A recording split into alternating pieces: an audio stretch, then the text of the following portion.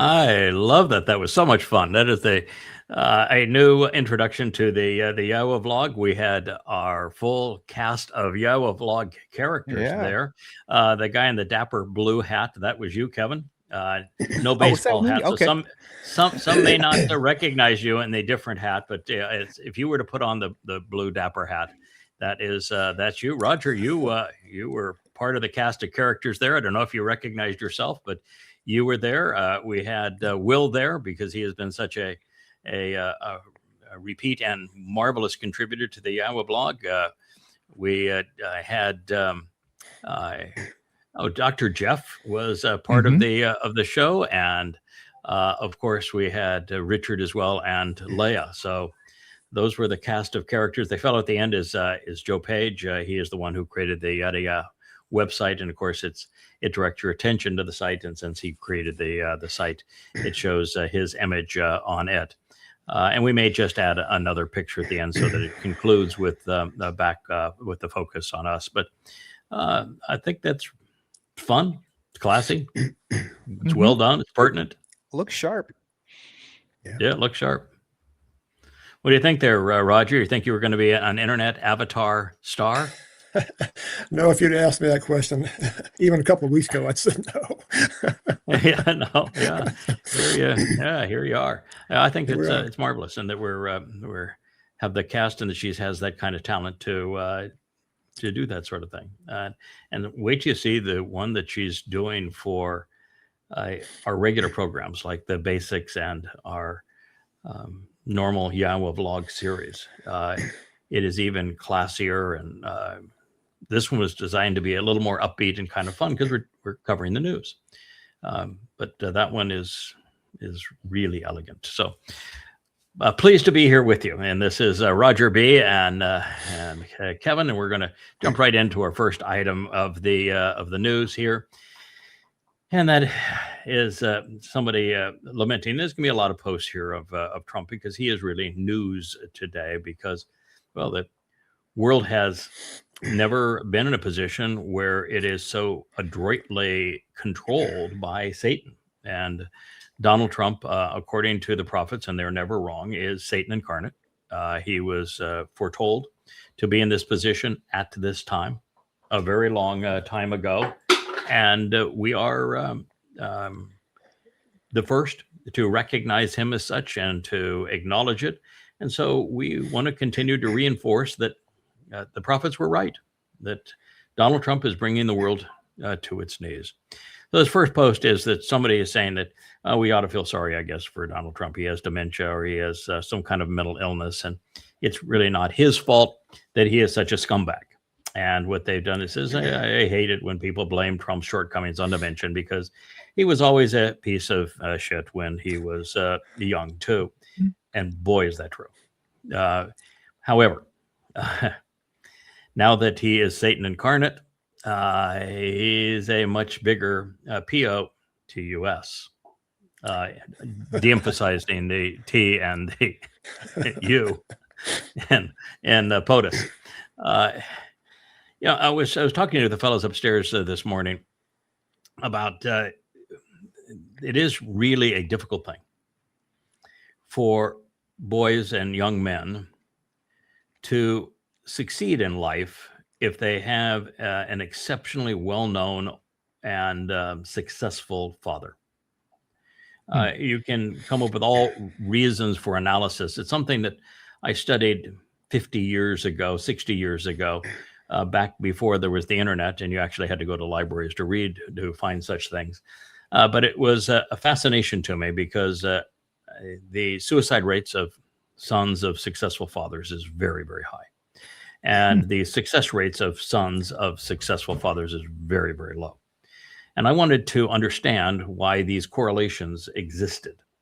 And Donald Trump is a perfect example. His father was a very rich, very successful by monetary standards scumlord in New York. And Donald Trump was the silver spoon boy of an immoral but highly recognizable and rich man. And he never developed character or backbone. Now, part of it is that those individuals start life not having to work for their position. You start off super rich, and you didn't earn any of it. You have no respect for the assets nor anyone that contributed to them, and so you are uh, as a silver spoon individual. You're someone who does not have the grit and the backbone and the fortitude to properly appreciate what it takes to accumulate wealth and what are the responsibilities of wealth. And Mm-hmm. he didn't. And it's tragic in that regard. Uh, Second is that there is an insecurity that also comes with people who, I'm tossing at my cutter down here, who's got back into to biting her nails.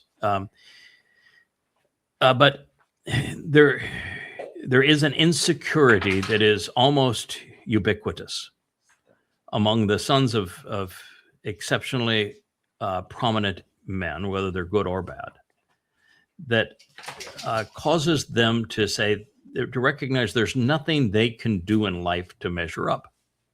And that even if they become notorious, it'll always be because they started as the son of so-and-so, and they can never get out of that shadow. And that kind of insecurity does not breed a sense of what most people would think, that you would be shy and reserved and try to stay out of the limelight. That kind of insecurity is what breeds the narcissism and the egomaniacal nature of these kinds of individuals, because what they're doing is they're trying to mask what it is that is haunting them on the inside, knowing that he knows, for example, that he's a POS. Mm-hmm.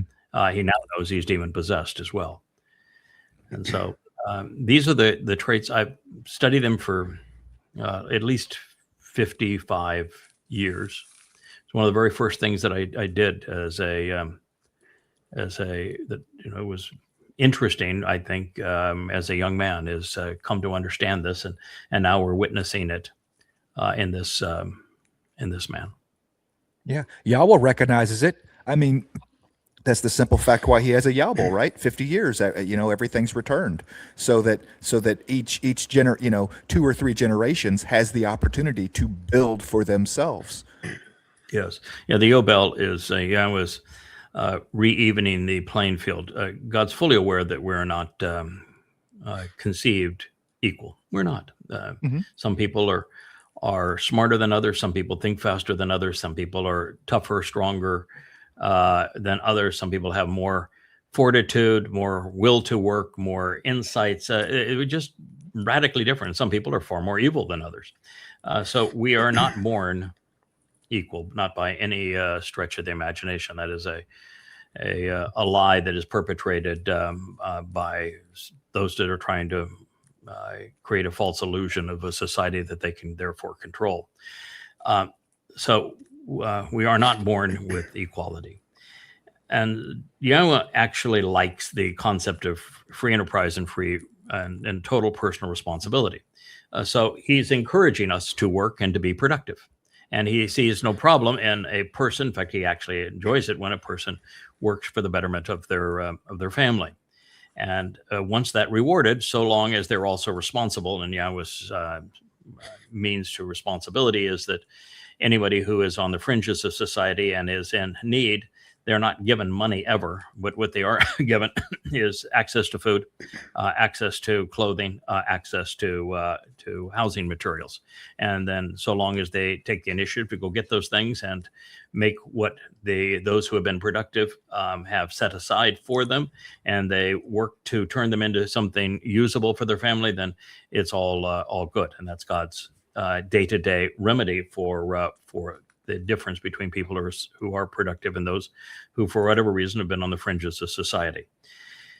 But because of the fact that certain individuals are so much more productive than others, we've just been talking about the story of Boaz. Boaz was not in the league of anyone of his era. You could have have added all of the elders of Bethlehem and Yehudah together, and they don't equal one Boaz. And he therefore owned most of the land in the area. Not a problem. He was even buying more of it. Not an issue from God's point of view. And God didn't say, "Oh, well, Boaz, you ought to stop buying land because you have you enough." own too much of it, and people don't have enough of it." No, no problem at all with that issue. Mhm. But whenever he started, whenever he lived pursuant to the next Yowbel, the land is returned. If anybody borrowed money from him, all debts are forgiven, and he was the beneficiary of a very substantial number of what you would call today indentured servants. He didn't enslave anyone, but he had many people working for him that had surrendered their freedom to him for a life that he provided them.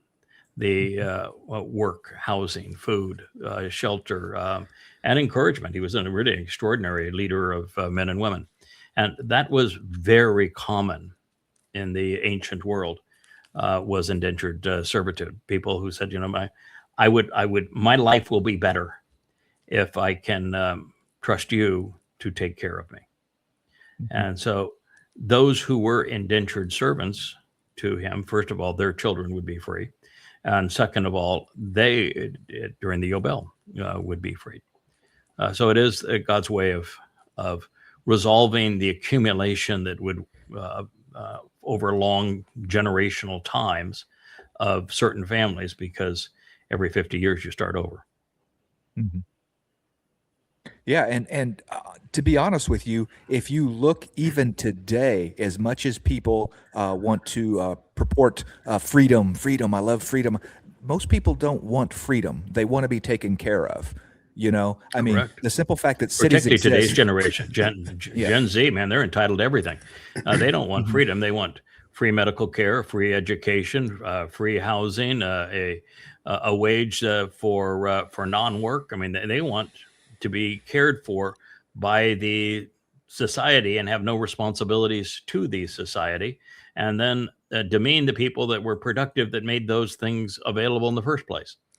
So it is a very common thing today to have an entitlement-based culture that is not Yahweh's culture. And it's generation after generation of it. It started pretty far back. Yeah. So it's the entitlement that they think they're entitled to. Yeah, and one of the things too that has struck this the last two generations so badly is that such a high percentage of them have become Marxists, and they become Marxists because it is the economic scheme of those who covet, of those who feel entitled and don't want to work for it, and think that somehow those who have been productive owe something to them. That's Marxism, and what Marxism does is it just brings everybody down to the lowest common denominator, with the exception of the leaders who defraud and fleece everyone. But you've had a huge percentage of that. And I don't want to extrapolate beyond what is prudent, but I can tell you this, that when it comes to collectivism, communism, socialism, Marxism, or collectivism, where people congregate in large numbers and they make decisions over things and with huge control mechanisms over them. God is wholly opposed to that, completely and totally. Any largeism, whether it is religion, Christianity, Judaism, Islam, or Marxism, communism, socialism, fascism, God is universally opposed to. He looks at collective man as pure evil all the time in every motivation. And so God is anti-socialistic. He is anti-Marxist. He is anti-communist. He is much into free enterprise in the sense of he values work and likes individual responsibility, and much prefers an individual or a family over a community, overwhelmingly so. So if you hear in my tone a abject condemnation of Marxism, it isn't just because I have been in the Soviet Union multiple times and for long periods of times, and was in Red China before the implementation of free enterprise zones, and was one of the first to establish free enterprise zones in China, and was all through the Iron Curtain countries while the Iron Curtain was up.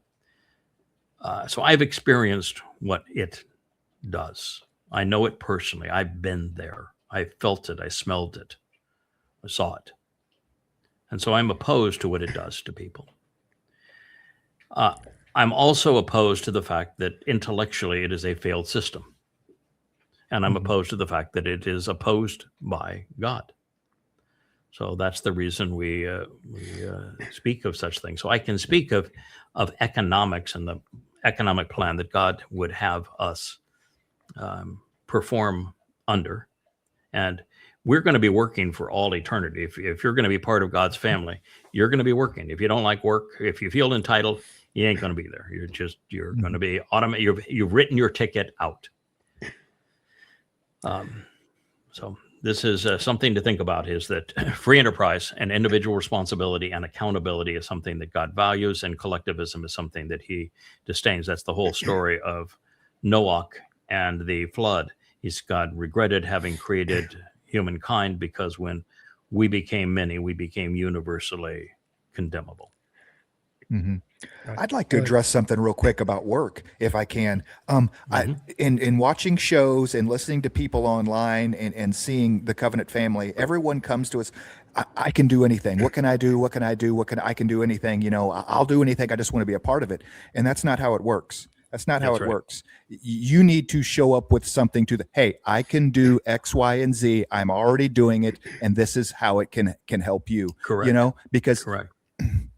And it's not our job to teach them.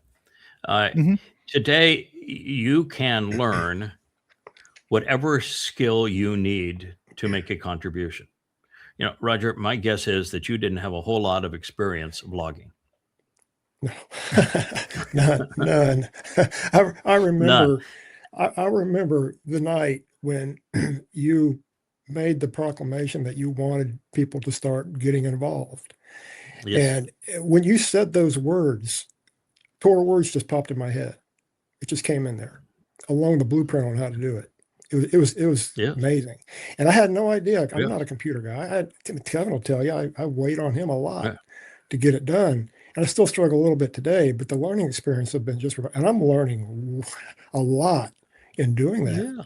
So it's been look, just the difference in the lighting. For example, today it's as Kevin mentioned, it's vastly superior than it has been on previous days, and it is. And the purpose of the encouragement on everybody needs to get involved is that selfishly, for each individual, thinking selfishly as everybody that's in the covenant, I have become keenly aware that God is not going to empower anyone with multiple dimensions beyond the three that we have in these physical bodies until he knows that he can trust them.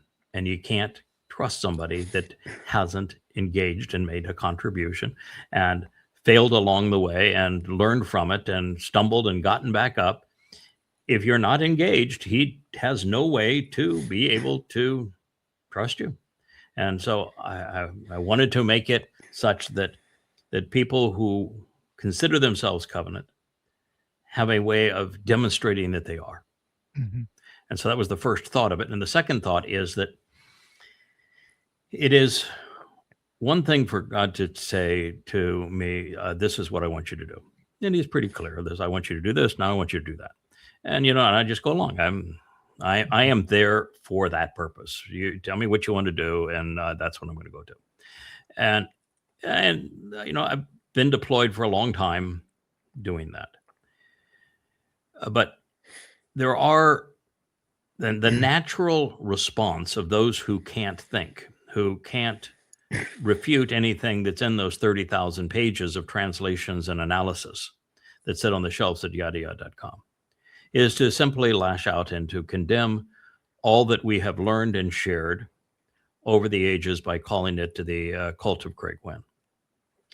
And what we have come to recognize from everyone who has posted their history of how they became part of this covenant family on the chat pages of the website is there is no one that I came to know or that I reached out to or that I tried to get to follow me.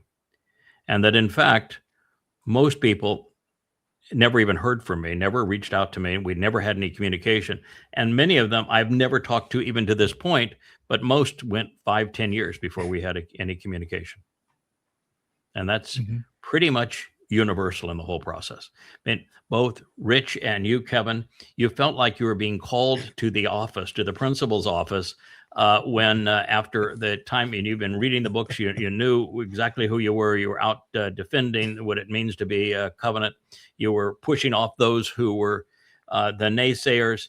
And then one day I heard about what you were doing. I said, we need to talk. And I said, I'd appreciate if you could make a contribution. But part of that, we'd never had any really direct communication. The only reason I got to know Richard is that X wouldn't work the way it was supposed to work. And I found out that he was the one that made it work for Mariah. And I said, all right, if you made it work for Mariah, you can probably make it work for me. So what are we going to do? Mariah sent me an email and I'm like, oh crap, what did I do? What'd I do? Yeah, what'd I do? Am I in trouble? So it was a great way to say, yeah, well, if it's a cult, then maybe you could explain to me why nobody is having their lives altered in any way. No one's been asked to make any kind of pledges. Why there's never been a donation in my direction, even though I've made many donations in the other direction. You're the worst cult leader. I am the worst. I must be the worst cult world leader history. in the world's history. Yeah, that's probably true. And so it was a great way of saying, no, it's a people of all independent thinkers who came to material that they heard and said, I've never heard anything like this before. I want to go check it out. And then they spent years reading and verifying, and what they found is, it is really true. And in everything he says, he's backed up. And oh, by the way, man, I can't even imagine how much we're learning beyond the fact that what he said is validated and is true. So I thought it would be also good for that purpose, and it's served that purpose. Yeah, if you look at it, everyone in our own personal lives, and this definitely mirrors your personal life, look at the people that are the closest to us or were the closest to us that are not covenant. Family members, sons, daughters, spouses that with all of us, with all of us. Yeah, with all of us universally. And that is exactly as one would expect it to be. That's the way that it has been for Yahowah when he chose these people to be his people. And he began this long ago he began with Adam, who became Dowd, and then Chinook. But it's been, I'm choosing to work through these people, and it's like 1 in a million of them that I can actually have a relationship with. The rest of them, I just can't. So it's the ultimate fractured family. Yeah. I mean, until you show up and, hey, I can do X, Y, and Z. I'm showing up with the Torah in my hand. I know it. You know what I'm like Dowd did. I like that. Hey, I am useful. Let's this is what I can do for you, Yahowah. Let's get going. I can build a boat. Hey, I can herd cats through the desert. I mean, just let me know what you.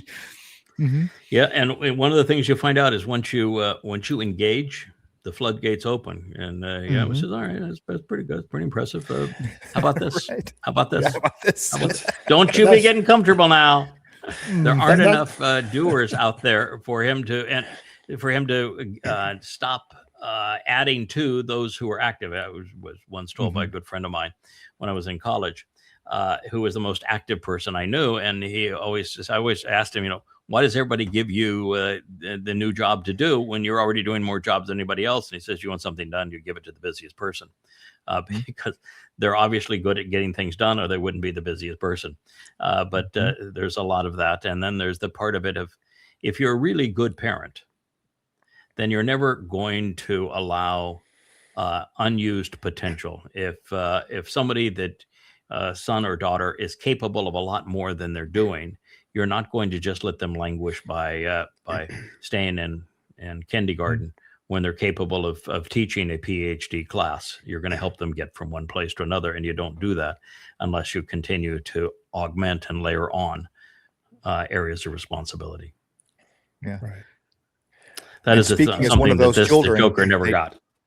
Yeah. Yeah, And as one of those children, they don't like it. Being pushed constantly. Why am I the one that's always having to do extra? Why am I, I mean, but it's definitely worth the benefits. The benefits reap out in the end, I was just reading because of the Choter in Yahowah that, I told you that I had spent 3 nights in a row where I couldn't sleep, and it was just constantly wrestling with Yahowah. And he's constantly telling me, you need to figure out the example of the kidney stone and the 7 hours of suffering under the kidney stone and what it represents. You're not stupid. You can figure this out. How does it pertain to Dowd, to Pesach, and to Towrah? Figure it out.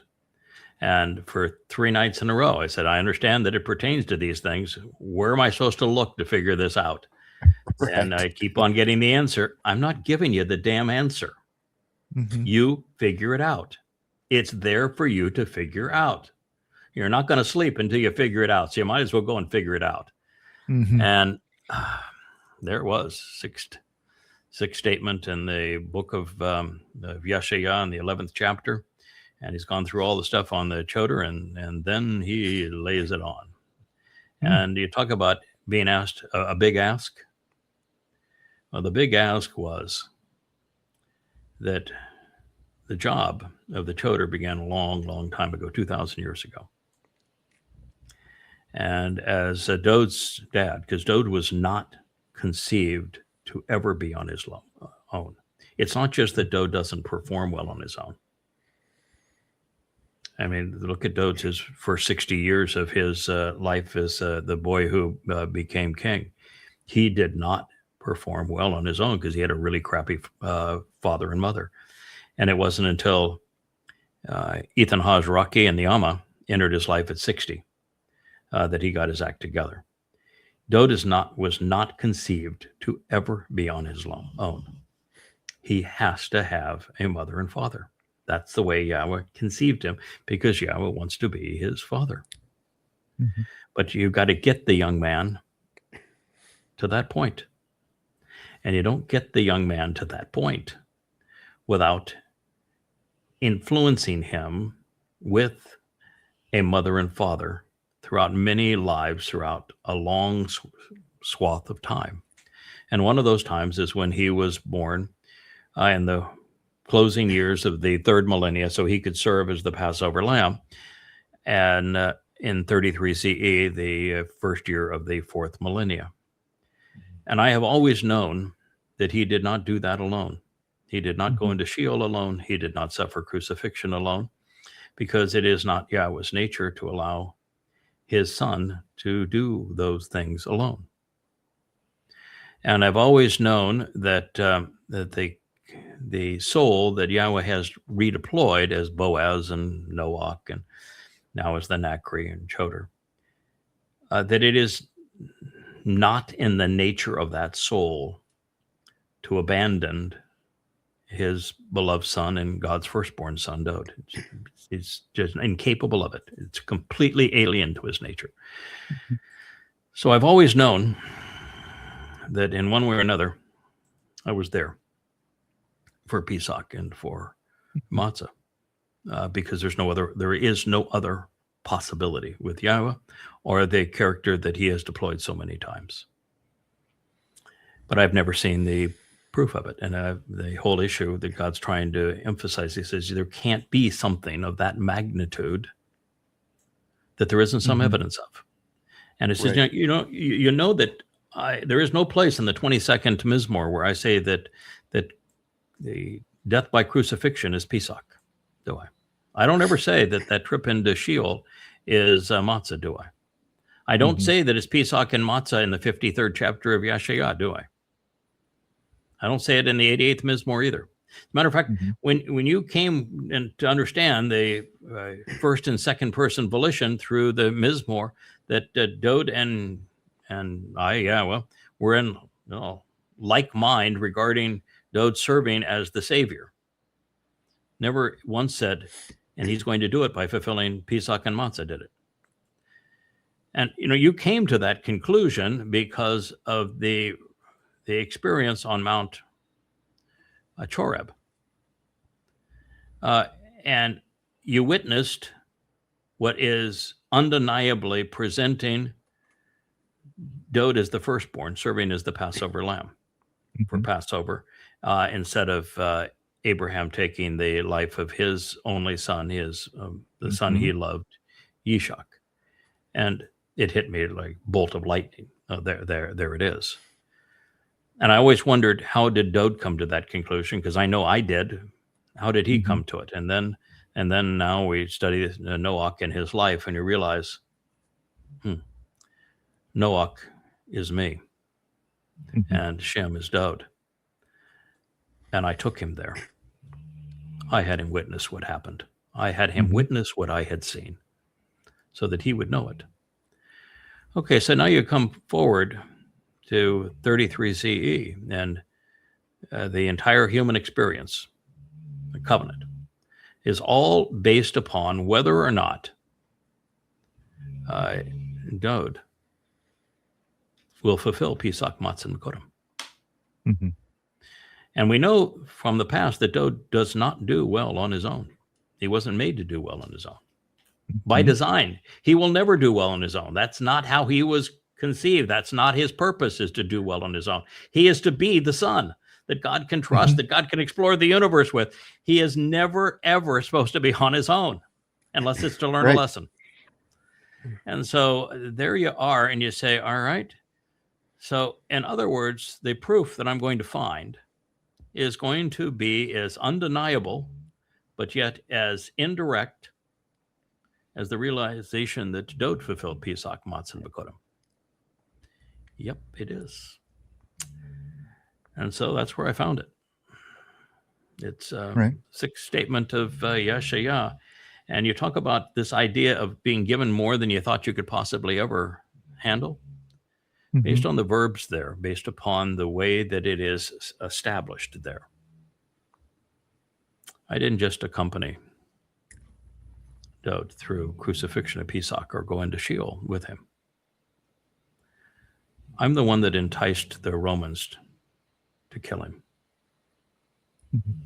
I went to the Romans to make certain that on Pesach he'd be crucified, and that I'd be crucified right alongside of him.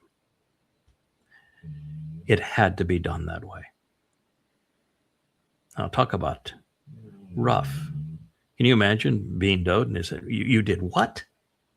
Right. What? I've Can had you those. explain that again to I've me? But it had to set it up so that it would happen that way, and then endure it myself with him. Mhm. And I have said in the past that I can't imagine that God allowed his firstborn to feel that kind of pain over those many hours, or that when I am the sacrificial victim on Towrah as the Adamah Parah, that the pain will be masked. No, it won't be, and that's the point. It wasn't, and it won't be. It has Yeah. to be endured. It has to be seen by everyone and appreciated by everyone for the level of sacrifice that's required to fix us. Yeah. I've had And those that was conversations the with whole message. I've had those conversations with people before about how the Romans, killed Dowd, and I'm like, he can't commit suicide, right? It has to happen that way. So that's the whole point of it. I mean, and basically I taunted them into it. yeah, you I show up and taunted them this is into the it. real king of Israel, Yes. everybody. This is, Yes. and Yes. yeah. And of course they're going, yeah. Yeah, Yes. I always wondered about that myself. It's all too neat and tidy, the way they have it written down in the Christian New Testament and stuff about how it worked. And it just didn't make sense to me. And the way it's presented here makes a whole lot more sense. What would Rome care about somebody in Judea like that? Wouldn't. And it goes beyond that, Roger. The reason that Paul was able to sell the lie of Jesus, and this Jesus fellow being crucified on Pesach, and people being crucified next to him on Pesach, and all the things that are said, like him citing the 22nd Mizmor, and him having a mother and that read for me actually having a birth mother and father, is because it actually happened. It just wasn't Jesus. Mm-hmm. And so he could backfill on what actually happened to Dowd as the Messiah and the Son of God. His lie, such that it resonated, and such that, for example, there were no disciples, but there absolutely was a Jacob and a Shimon Kefish, although he wasn't known as Kefish, but Shimon. And there was a Yahukanan. They just weren't disciples. They were our sons. They were his brothers. And the reason that the Twistians have the 3 crosses, and it wasn't a lowercase t. The implement was more like a capital T. But the reason that they have the 3 is that indeed Dowd was not crucified alone. I was there, and so was his mother.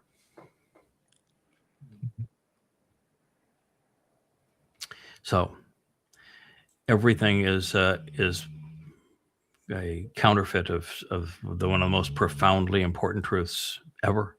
That's why God hates Christianity so much, why he hates Judaism so much, is that these were examples for us to cherish, to learn from, to capitalize upon, and they were trashed by the religious. It's why Yahowah refers to Paul as the plague of death for what he did. But that is what actually happened, and that's how it happened. Is that my job was to do something that most people would view as ungodly.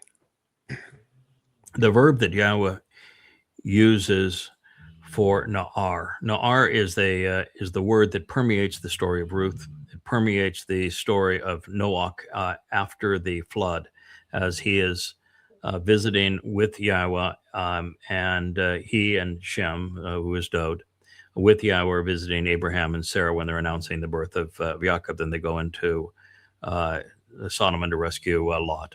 And it's a constant mention of Na'ar.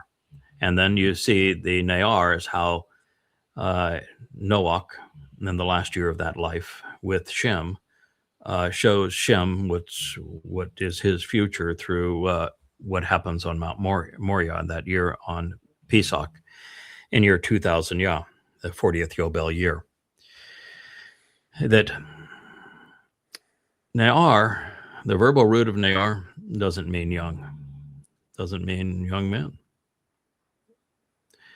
It's to not only to separate, but to do so in a exceedingly aggressive way. It's to, you do not belong here. Back up. You do not belong here. Get away. And that is the personality set. We were talking again this morning. There has to be Loe in God's story. They are the uniters. Kevin, you play a pretty good uniter. People are brought into community by you. I am not. I'm a separator. That is my job. I'm here to push the religious away. I'm here to push the political away, and I'm here to push all the lies away from God's beloved son, Dowd. And that's the very nature of that word. It's an aggressive separator. And so the more you come to understand the words, it's more powerful it becomes. But the text actually reads that together in the same place, on the same mind at the same time. It was the reoccurring bull and the lion who were both bludgeoned to death by an oppressive regime that they stood to oppose. And then it goes from there to saying that it is the Nayar, who is the Katan, that drove all of this to that result. Let's just stamp it on top of each other right there. This when Yahowah decided he would inspire Yashaya, they went into where this is going to be the post-grad class on chotering. And there it is, and it's boom, boom, boom, and it is so powerful. And I came across that yesterday. I mentioned it in the Luminary blog yesterday, and I'm still there today. I'm still looking at the words. I'm still processing this. I'm saying, oh my God, that was the biggest ask of all time. You had me taunt the Romans, not only to crucify me and my wife, but our beloved son that we were there to protect. That is a really, really big ask. Yeah. But that's what it says. And guess what? I slept like a baby last night. It was over. Now you figured it out. Good for you. Hadaway, kid. Go ask Ruth. There you job. go. Go ask Ruth. It's all done. Yeah. Yeah. My only the loose end that I have right now is in Katan. And this what is its real definition? Because to some degree younger works, because Chinook came after Adam. It's just okay, so what? And Katan means younger. The moon is less vital than the sun because it reflects the sun's light. Okay, but boy, if you look at the story that God's telling,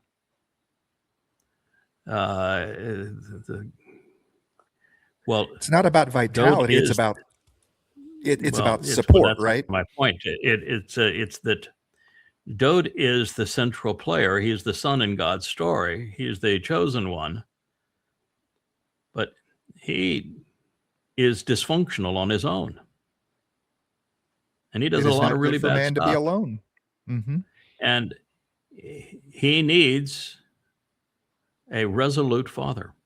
He doesn't need a perfect father. That would be terrible for him. Then he'd be like this piece of shit here that we're looking at. He didn't have obviously a perfect father, but he'd be intimidated. He can't be intimidated by his father. His father has to be flawed. He has to have rough edges. He has to have earned his position the hard way. And he has to be very vulnerable to his son. Has to be. Otherwise, it won't work. It would have the exact opposite approach that God is trying to establish. But because of the role of the Katan all the way through, he's by far the tougher of the two. He knows more. He's more consistent, more resolute, more correct. He reflects who God is more than the Gadol. He does. He doesn't reflect as much as what God wants, but who he is. And it's like God saying, I created Adam as my firstborn to be my son. And he can't be my son unless he has a father and mother. And in the seventh dimension, I'm not in a position to be his father and mother because then I'm going to be too intimidating. Rather than growing and manning up into that role, he's going to fade under such a comparison. So he had to have a real, flawed, vulnerable father and mother. Plan D. Really the story. Yeah, that's the story. And it is all the way through. Plan dad. Yeah, and that's the story all the way through. Protective, consistently loving, supportive, very real. father and mother. Now, there's another aspect of the story. I think I've hinted at this before, but Dowd was not in a position to serve as the Pesach as he was. Just as Aaron wasn't in the position to enter the set-apart aspect of the tabernacle of the witness and anoint the mercy seat to reconcile the relationship with Israel through the goat's blood, not until the bull's blood was put on the Kaporeth. Mhm. Same thing is true with Dowd. The bull's blood has to be put on the Kaporeth before Dowd can sprinkle the goat's blood and reconcile the relationship with Israel. And for those who don't like animal sacrifice, don't worry about it. They're humans. Now, for those that say they don't like human sacrifice, don't worry about it. They're bodies of souls, and the soul continues. And if you don't understand the story, then you don't understand sacrifice and how important that sacrifice is to be real. Again, God's not looking for perfect parents. He's looking for real parents. And so the Kaporeth, the Aaron Bereth, was actually beneath the encarpment of Golgotha. It wasn't Dowd's blood, the Messiah's blood, that dripped on it. It was minus the bull, which prepared him to be acceptable. And so that leaves you again with, okay, so Yahweh says that the two Mayoreth, the two luminaries, they're both Gadol. And he has one that is Gadol and the other one that is Katan. Why Katan? So I began to think this morning, how is Katan written? The Koth is the end of a day and the beginning of a day. Pretty good start, right? That fits. So somebody that's going out of this 6,000 year epic that we have been on to restore to Yahowah, the son that he has always wanted, so that he can be proud of his son, so that he can give his son his kingdom, and so that he can go off and explore the universe with his son. The end of that era and the beginning of a new one as we return to the garden and then enter forevermore. Koth is a pretty good way to start, isn't it? I have said for some time now that I was wrong in accepting the popular definition of the Teth in Hebrew. The popular definition of it is that it's a signature. It isn't. A signature is this, and it's always been this. X marks the ain't spot. this. Make your X. It ain't that. You know what it is? It's a tree.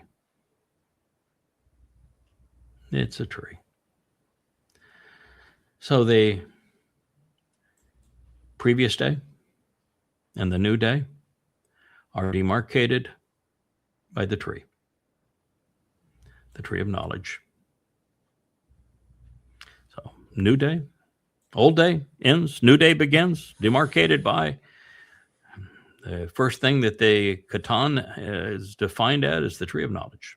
That's why in that Choter story that I've just told you, that explained all of that, what we're about, it has in it the whole definition of the Etzah Dayath, the full story of the tree of knowledge. It's a tree. And that the purpose of the tree is to provide knowledge. And what's the last letter of Katan? Noon. A little squiggly guy. Yeah. Sperm means Children. son. And it's also symbolic of seed. You sow the seeds, cultivate the seeds. What do you end up with? A harvest. More trees. A harvest. Yeah. A harvest. Yeah. So it's a end of a era, beginning of a new day. Delivered by the tree that provides the seeds for a productive harvest. Pretty good definition then, isn't it? So I thought I'd share that. That's been it's been really gut wrenching. These last few days since Sunday, trying to understand the lesson. I'm not saying that God gave me a kidney stone to pass, but I am saying that He was really insistent that I learn the lesson, and the lessons were powerful. And it is this kind of thing, and this is a lesson for everybody. When life brings you, it's very painful, and I'm not bragging about having survived a kidney stone. There's 10% of people have one at one time or another in their lives, and it's demarcated as the single most painful things that people can endure.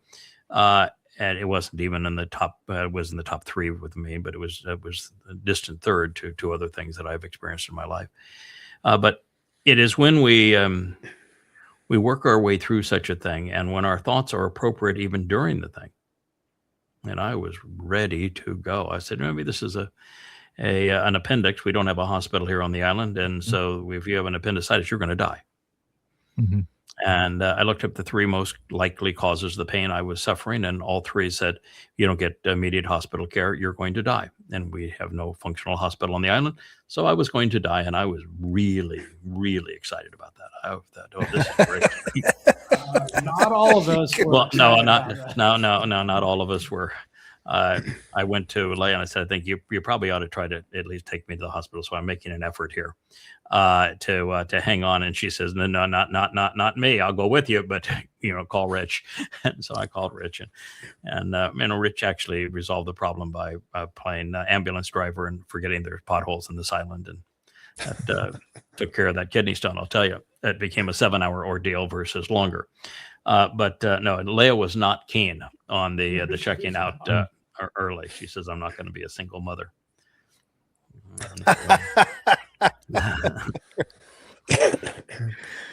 Anyway, the way she checked out the last time, maybe she would rethink that, since it wasn't all that pleasant. But Right. yeah, it's quite a story, the way it all holds together and the way that God has told it, and here we are, being the only people in the world that understand why this man is so demonic. He is literally Satan Mhm. incarnate. What are your thoughts about that, Roger? That's a pretty amazing story, isn't it? I'm on and I'm on. Yes, that's just an amazing story. I never even considered any of that. It's kind of hit me, with the brick. It's just amazing, and it makes perfect sense now. It's like you look at something for a long time, but you really don't see what it is. And when you finally see what it is, you're like, whoa. And that was my deal in this whole thing, is that I knew it had to be true, because I know Yahweh's nature, and I know the nature of the individual He is continuing to deploy. And it is not our nature to have stepped aside and say, okay, we'll see you in a couple of days, have a nice time. It just is not in our nature, nor was in Rome's nature to do what Rome did. And nor was Paul creative enough that he created the myth of Jesus without a precedence for most of what happened. And so now we have an answer for all of those things, and it was always there. And it just, sometimes you don't want to go there because of what you might find and what it means, and what it portends for the future, and the like. And so sometimes you have to be nudged in that direction. Yeah, I really want to go back to the garden. I mean, it's so laid out there that to see it now, it's just like, how did we miss it before, right? You've stated in your books, plan A was Yahowah and Adam, right? Plan B was Yahowah and Behemoth, right? The animals, we're naming the animals. It's not good for man to be alone, right? Plan C was Adam and Chawa, right? And we know that didn't turn out so well, right? Because we have the blind leading the blind here. He was supposed to get it and help her, and he didn't, and she ended up influencing him. So he needed something that he was relatable to him, that could set the right precedence for him, to set the right example for him. Plan D, need dad. Yeah. He needs dad. Yeah, he needed dad. Because he was created to be a son. Mm-hmm. He was created to be a son with a loving father, and with a really, really imposing father. I mean, Oh, sure. he was put in the position that is the ultimate struggle for a young man. The thing that who would have thought that would be the first thing that I really studied in my life, where I was just absolutely curious as to why this was. I found the correlation, both correlations, good and bad, suicide and success, lack of one and the propensity for the other. And it was the first thing I studied. And I had a wealthy father who was exceedingly abusive. And I came out of that initially shy and desirous of any way I could break through it, because I hated being shy, and I was very uncomfortable around a father that I knew was a racist, anti-Semite, abusive. And how do you come out of that? How do you survive that? And that was my motivation for studying it. I want to know how to survive it. And here now the payoff, all those years later. And of course, I did it, 6,000 years ago, before the internet. Right. Thank goodness for the library cards, right? Yeah, Yes. 55 years ago, anyway. Yeah, thank God for library cards. Well, it was preserved. We were meant to see it at the right time, and this is Correct. the right time. Correct. Yeah, we were meant to see it at the right time. When we return, God wants the people listening to us to know who we are. We weren't just plucked out of obscurity and put there on the mountain. Okay, now talk a good game. No, we have a lot of skin in the game, a lot. And we care a lot about the conditions windowed returns.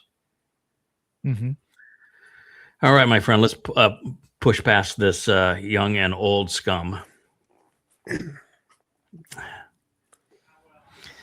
All right. Because if you confess with your mouth, Jesus Lord, and your heart you have faith that God raised him from the dead, you will be saved.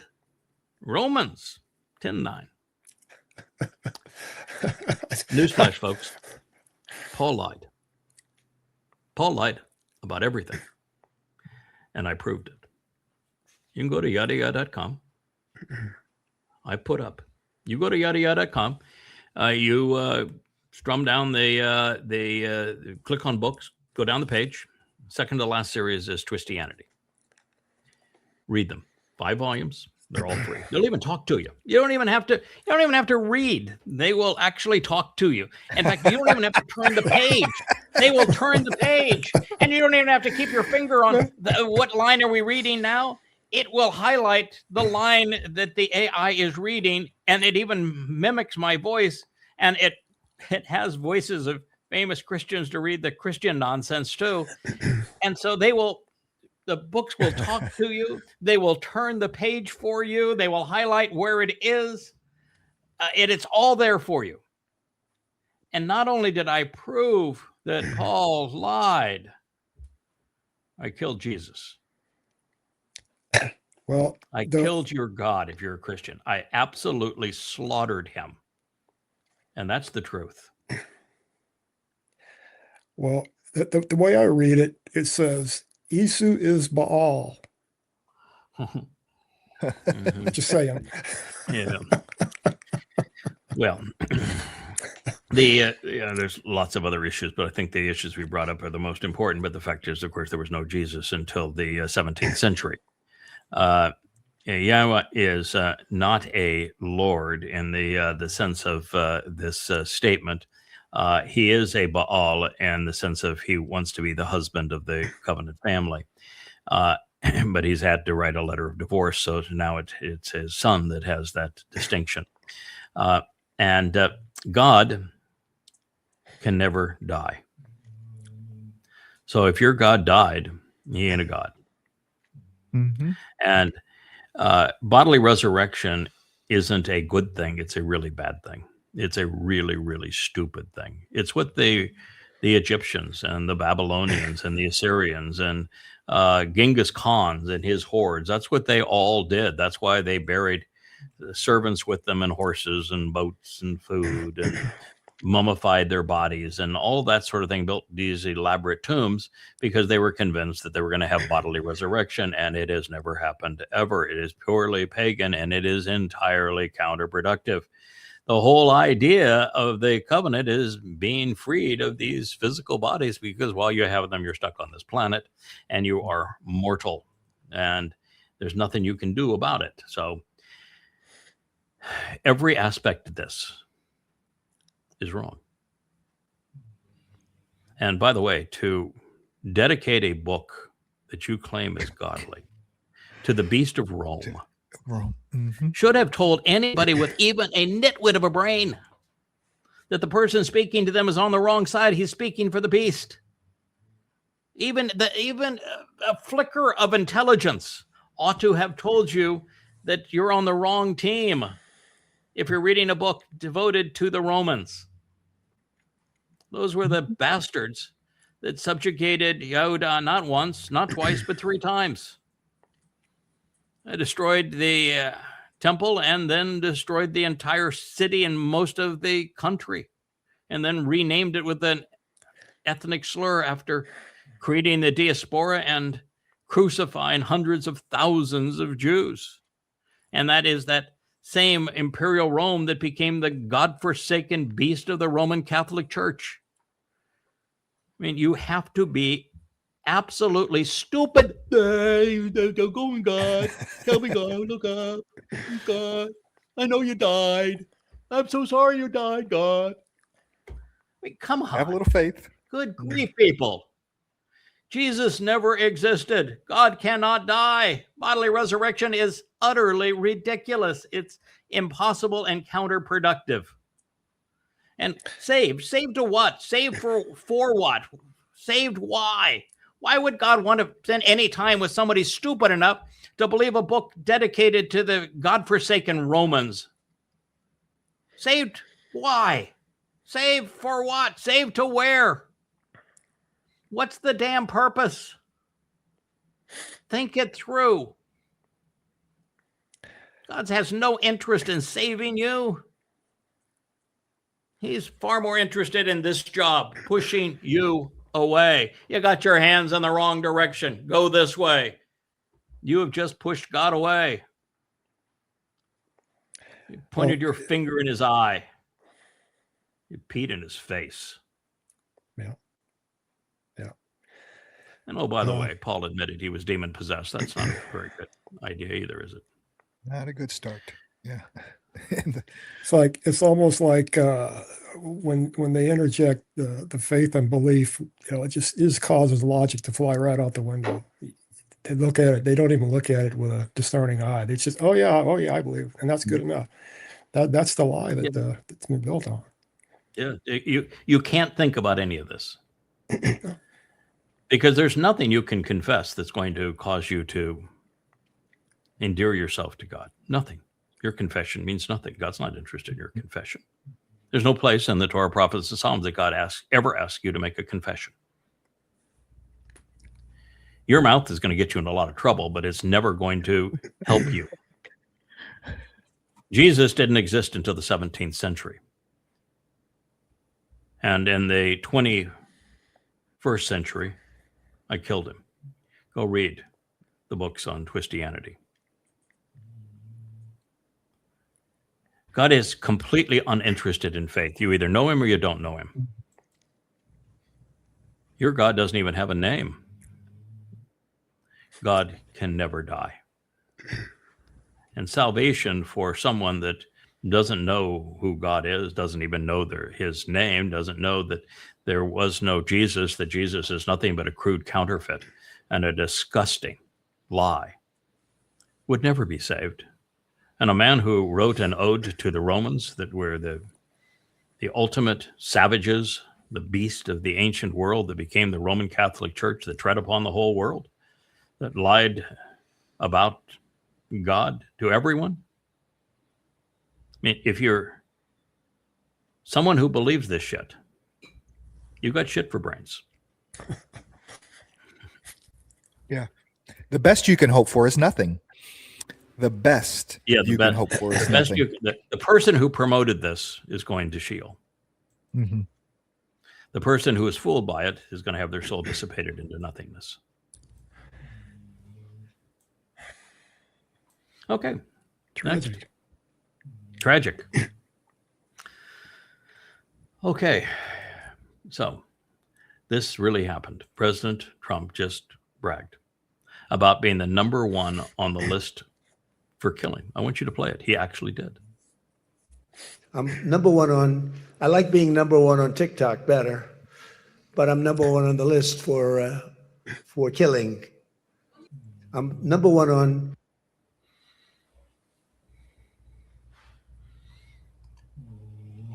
What?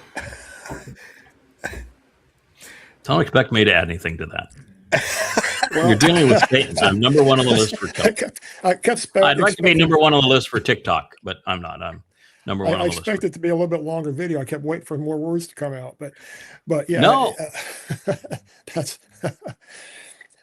they got a bounty out on him. Well, I understand. I don't think he means that. I don't think he means that. He's not talking about for being killed.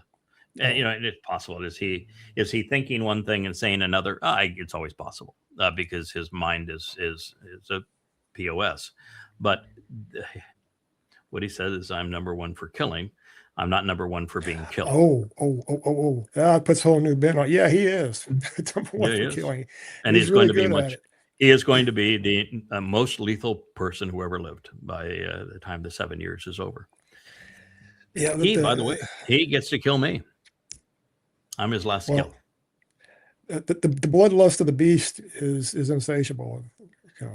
Yes, it is. Yeah. And it's because he hates humankind. Satan, who has possessed him, hates all humanity. And before you think of Satan as the little devil with the tail, Satan is the Lord God of religion. He is Jesus. He is Hashem. He is Allah. And he hates humanity. No respect at all for humanity. It's amazing to me that he can stand up in a forum, a national forum, being on camera and say that, and people just not throwing their hands up and say, "What is this guy? Who is this guy? This guy's nuts." Yeah. And yet, but I don't hear a voice. That's because the journalists are all went to Ivy League schools and got good grades in the humanities. And they got nothing. None of them ever done anything worthwhile in their lives. They've got nothing. They're empty suits or empty dresses. There's no substance to any of them. So he's surrounded by people who are slower on the uptake than he is. What's saying something? It is saying something, but that's the reality of it. Yeah, it's already a bloodbath. How much worse is it going to get? Yeah. And they actually show respect for him, and Mr. President, and sir, and you hear some of the questions, and I'm going to spit in his face. He's Satan. I find him disgusting, and I find little weasels that stand behind him like that equally disgusting. Marco, I saw a little bit of the Zelensky press conference. It was him and Zelensky sitting down yesterday, and that was just an absolute mess.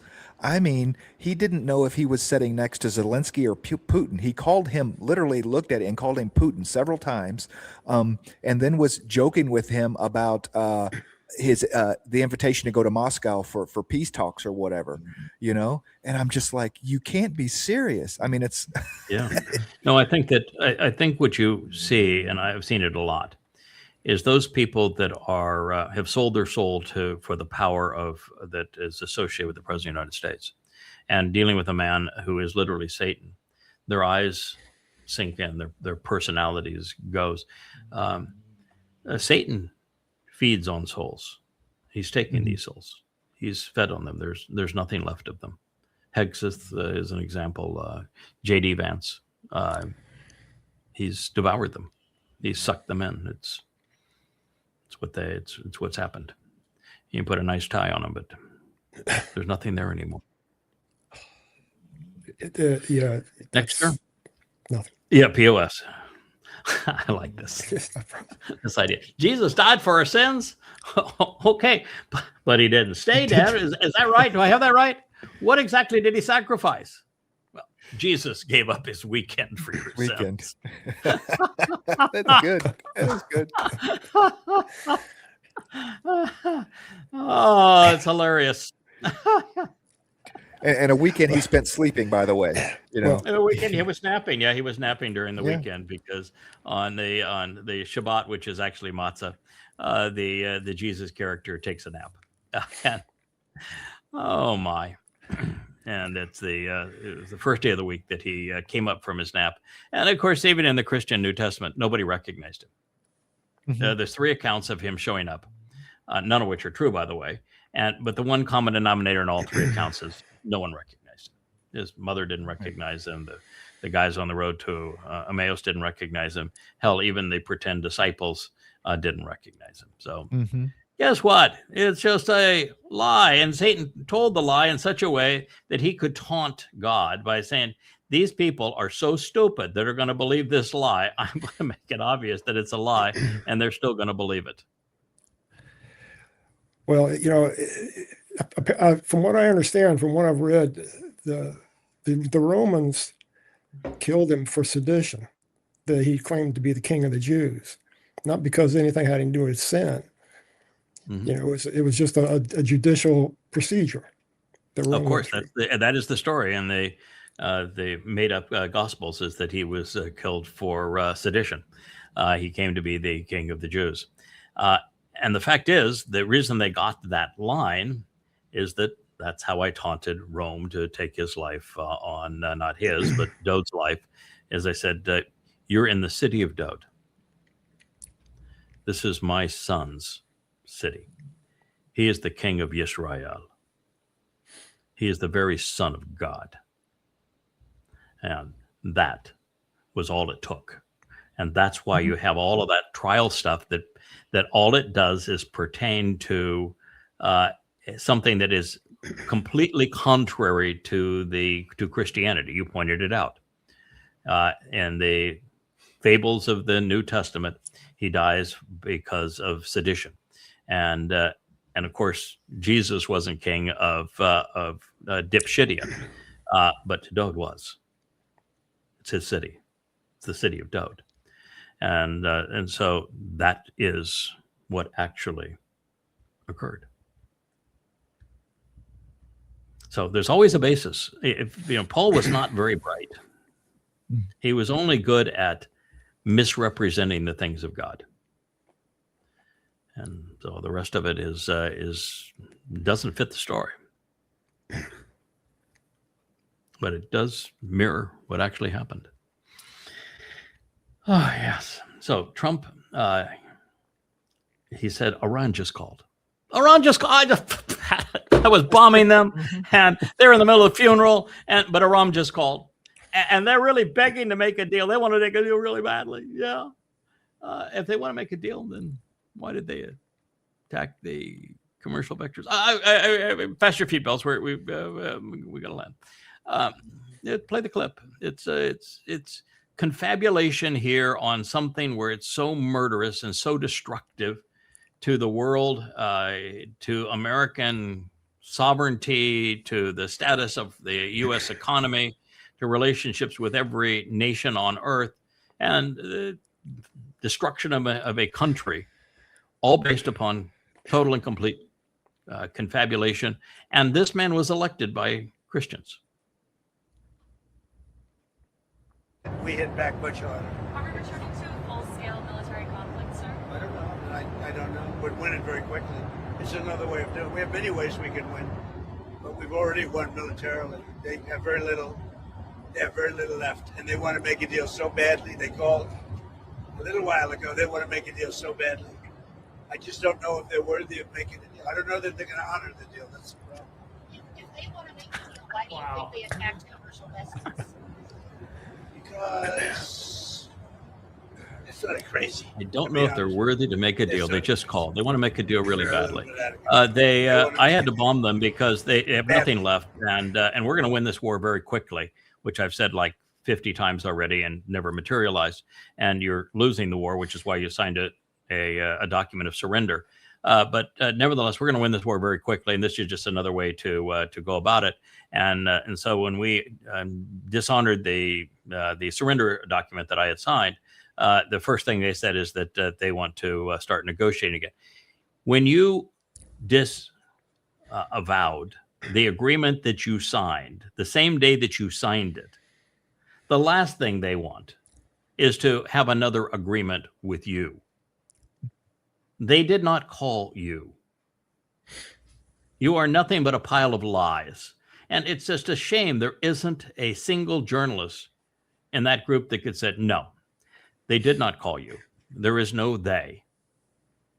You aren't going to win this war quickly. You've lost the war and you continue to lose it. And the definition of insanity, sir, is continuing the same thing and expecting a different result. And it's not them who can't be trusted. It's you. Well, I saw some posts this morning about how Trump was claiming the Iranians were nothing but scum, unworthy, insulting us every way he can. Now he's coming out saying he wants to make a deal or they want to make a deal. This is 50% playing to the cameras and 50% confabulation. Yes. If you were to want to cut a deal, say we have something that I have something you want, and you want to have cut a deal to acquire it, I can assure you that the worst approach that you could have to that deal is to degrade my integrity and my character before we start talking. And I'll just say, I think you're scum. You are incapable of honoring any deal. I look down my nose at you. I would never trust you for anything. Oh, by the way, can we make a deal? How French can you get? How French can you get? How could you be in that airplane and not just pin his ears back and say you're so full of shit there, sir?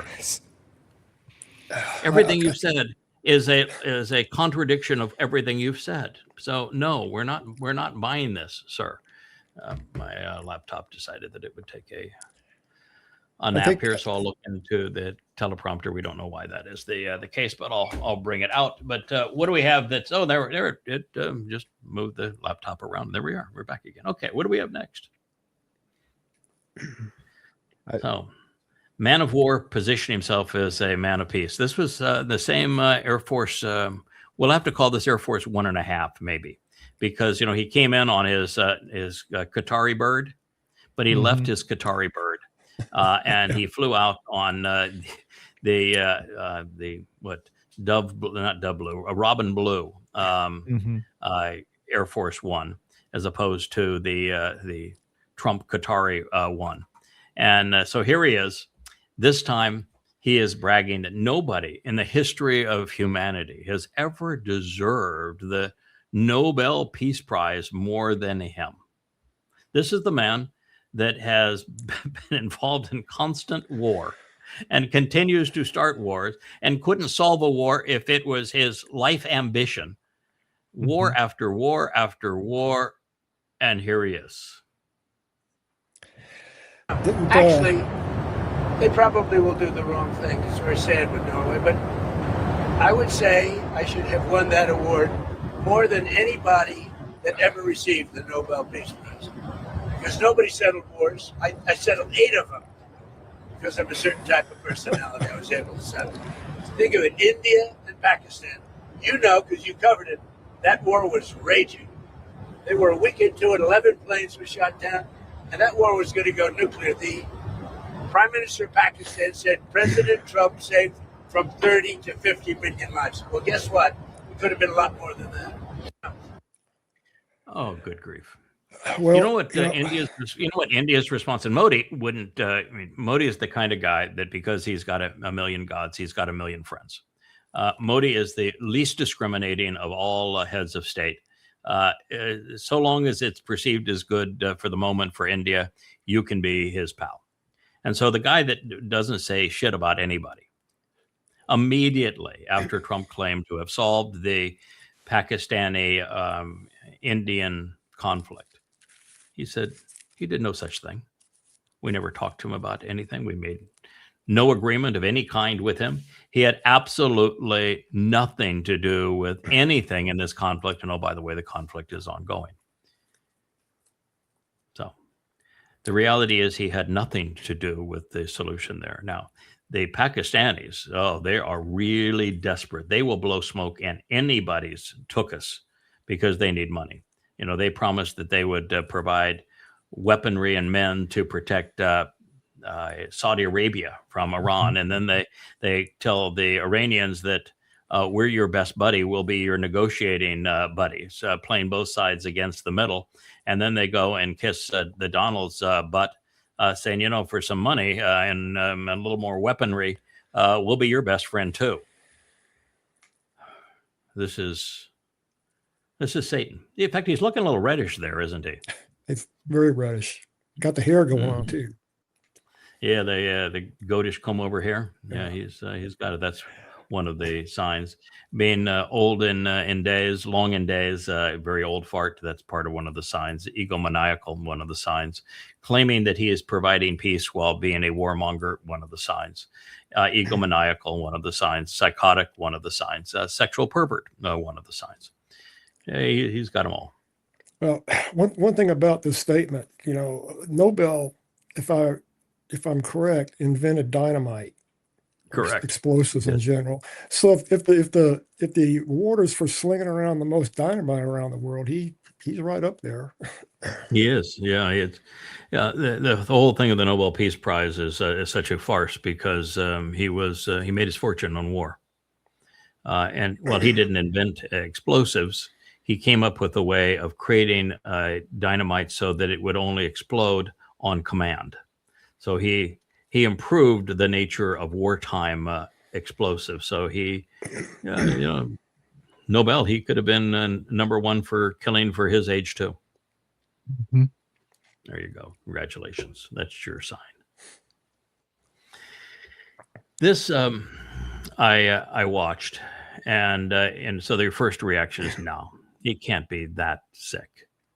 He really can't. He can't make a joke out of killing little girls and obliterating an entire family of leaders in a country and destroying their infrastructure and just being a goddamn madman. No, not even below Trump. So the first thing I did when I saw this, and we'll play it, is I fact checked it. And you'll read at the top there when it came back. Yes. Donald Trump posted this video on Truth Social on June 24th, 2025, featuring a parody of the Beach Boys' 1965 song, Barbara Ann, with the lyrics changed to Bomb Iran. The video displayed footage of B-2 stealth bombers dropping explosives on Iranian nuclear sites, set to the 1980 parody version of Vince Vance and the Valiants, I should say. So go ahead and play it. This is your president. Bomb, bomb, bomb, bomb, bomb, Iran. Bomb, bomb, bomb, bomb, bomb, Iran. Yes, bomb, bomb, bomb, bomb, bomb, Iran. What country's got a feeling really is the ceiling bomb, Iran. Bomb, bomb, bomb, bomb, Iran. Went to a mosque, gonna throw some rocks. Tell the Ayatollah, gonna put you in a box, bomb, Iran. Bomb, bomb, bomb, bomb, bomb.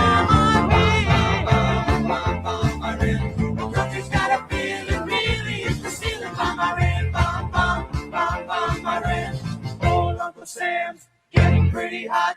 Time to turn Iran into a parking lot. Bomb Iran, bomb, bomb, bomb, bomb, Iran. There are times when being right is still painful. 2 years ago, well, actually 20 years ago, I came to know that at this time, 7 years before Yah was returned with Dowd, that we would enter the time of troubles, and it would be the leader of the United States that would be Satan incarnate who betrays Israel, because the prophets were clear in that regard. I didn't know who that president was going to be until 2 years ago, and then I announced that this is Satan incarnate, that Donald Trump is Satan. And knowing that, while it's an important position to have known, it still doesn't prepare you for how just totally vile this is. And, I was an American, and America at one time stood for some things that were meaningful and valuable and positive, and it's all been trashed. This was his Truth Social account. Yes, he posted this originally on his Yeah. Truth. Yeah. Yeah, and if you notice, none of the words that are in the subscripts mention killing, bomb, any of those words. So the AI allows him to play it, even on his Truth Social account. It was on Truth Social. Truth Social, he can say whatever he wants because they don't have anybody doing this, scrutinizing it, and of course the AIs are actually not capable of going beyond what you put in your words. They will look at what you have in your words, and that's all they can do. And the AIs are really dysfunctional. The Yada Facebook account was taken down again today, and I sent Rich by email their explanation, and they say they don't allow somebody who is not in one place to claim that they're in one place to excoriate the politics of that place. And you're going, say what? Yeah, that's You why they can't took talk it down. about American politics because you live in the Virgin Islands. I was unauthentic. Yes, unauthentic. What they're actually claiming is that somebody might live in Bangladesh, and they're pretending to be an American, and they're posting things that they do or don't like about America when they aren't there, or that they're just a bot and they're pretending to be a person when they aren't that person. Last time I checked, I wasn't a bot, and I actually do live in American territory, and you don't have to be an American to criticize America either. I happen to hold an American passport, so I'm legit to not violate any of Facebook's rules. But you just, after a while, you just become to the point where you recognize the AIs that run social media are really stupid. That AI is the dumbest thing that man ever created. It is really, really stupid. It is completely inept. And that was my point here, that even on his own channel where there's he should be able to post anything he wants. Mm-hmm. They still know it's so abhorrent they don't use the word bomb in their subtitle because every other AI is going to kick it out. It's bum, bum, bum. They're clearly saying bomb Iran. That's the whole point of it. And yet they're still hiding behind this so it'll get play. They know it's wrong. They know it's bad. Correct. I'm actually opening my language up more to say it as it is. You hear me, like I'll say that Trump's a piece of shit. I don't have a problem. God uses the term shit all the time, and he would view Trump as a piece of shit. So I don't have any issue using words as they were intended. Mm-hmm.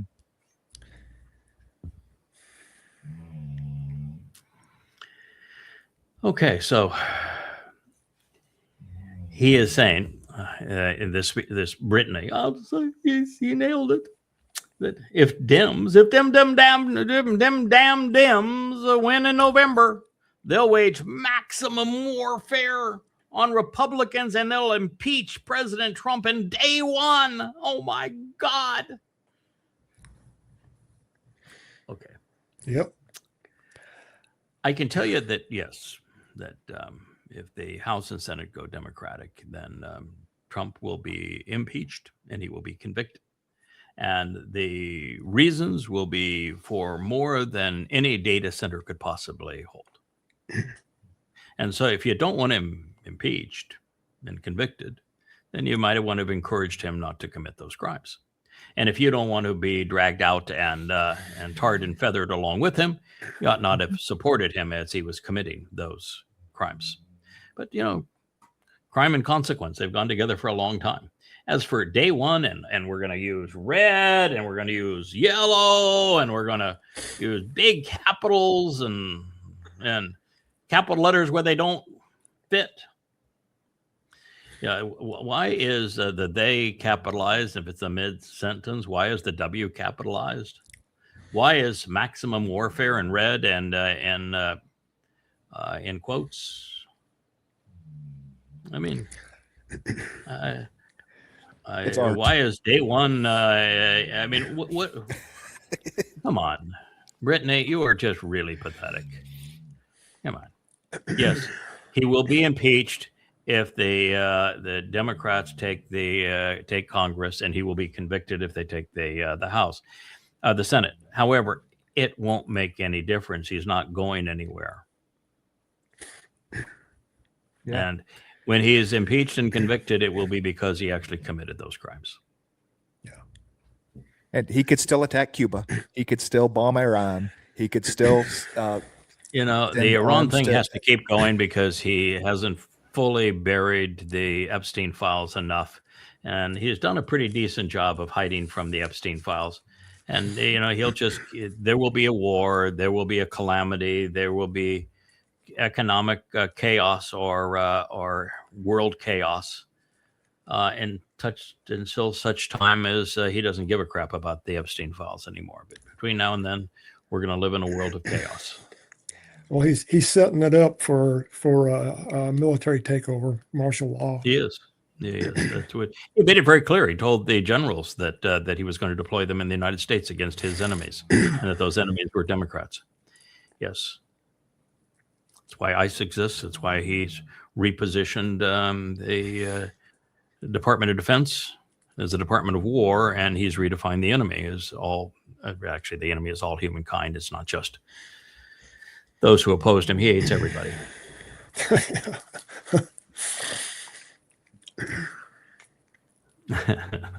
So, there's a lot of atheists that post on X, and because I comment on some of their statements because they really are ignorant in what they typically say.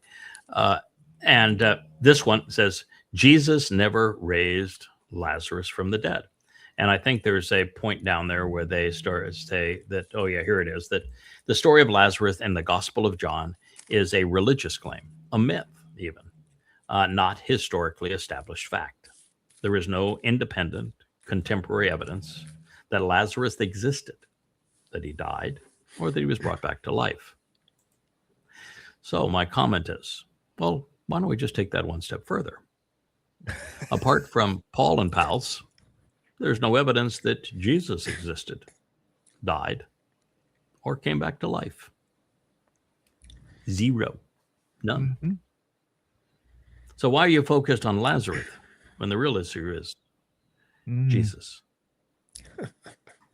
Well, it's a nice mummy, though. That's nice mummy. Well, he wasn't invented until what, 52 CE? Iesous Christi was first invented in 52 CE. Yeah. And it wasn't any creativity. He just modeled him after Dowd and ripped Dowd off. And that was the extent of it. Then he misquoted God to justify his false caricature. Yeah. You can't reanimate dead flesh. All right, let's go. So what do we have here? If you cared about evidence, you'd be a Christian. So, please, show me some. I mean, I've written 5 volumes. They average about 625, 650 pages apiece. 5 volumes that show overwhelming evidence that Jesus never existed, that Paul lied, that the Christian New Testament is trash. And I haven't seen any evidence of any kind that a Jesus fellow lived. None. In fact, there are no eyewitness accounts. There are no contemporaneous accounts. There's no evidence presented in a secular account. Not with all of the evidence that proves the Torah, prophets, and Psalms, and that it happened exactly in the details that it was presented.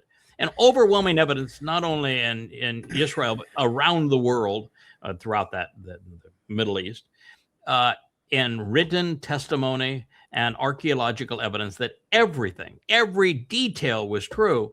There isn't one iota of evidence that says that anything in the Christian New Testament is true. And matter of fact, all evidence says that it wasn't true. There were no Baptists, for example, at the time. No one was named Jesus.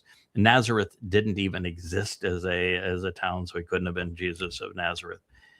There was Christ means a drug, so there was no Mr. Christ. And every citation of the Torah, prophets, and Psalms is misquoted. No, there is nothing. The first Gospels, which is Paul's term, were written 40 years after the fact, and they weren't even written by eyewitnesses. And the next two were written 60 years after the fact by unknown artists. So no, you got nothing. Literally, you got nothing. You don't have anything that points to that anything that is said in the Christian New Testament is true. But the only credibility you have is that the myth is designed to counterfeit what was true, with Dowd being the Messiah who honored these things. That's all you got. Well, I have a question. If you cared about evidence, why do you need faith and belief? Yeah, of course. You wouldn't. And if you cared about evidence, why don't you show some? Seriously, show some. Instead of writing the sign, show something.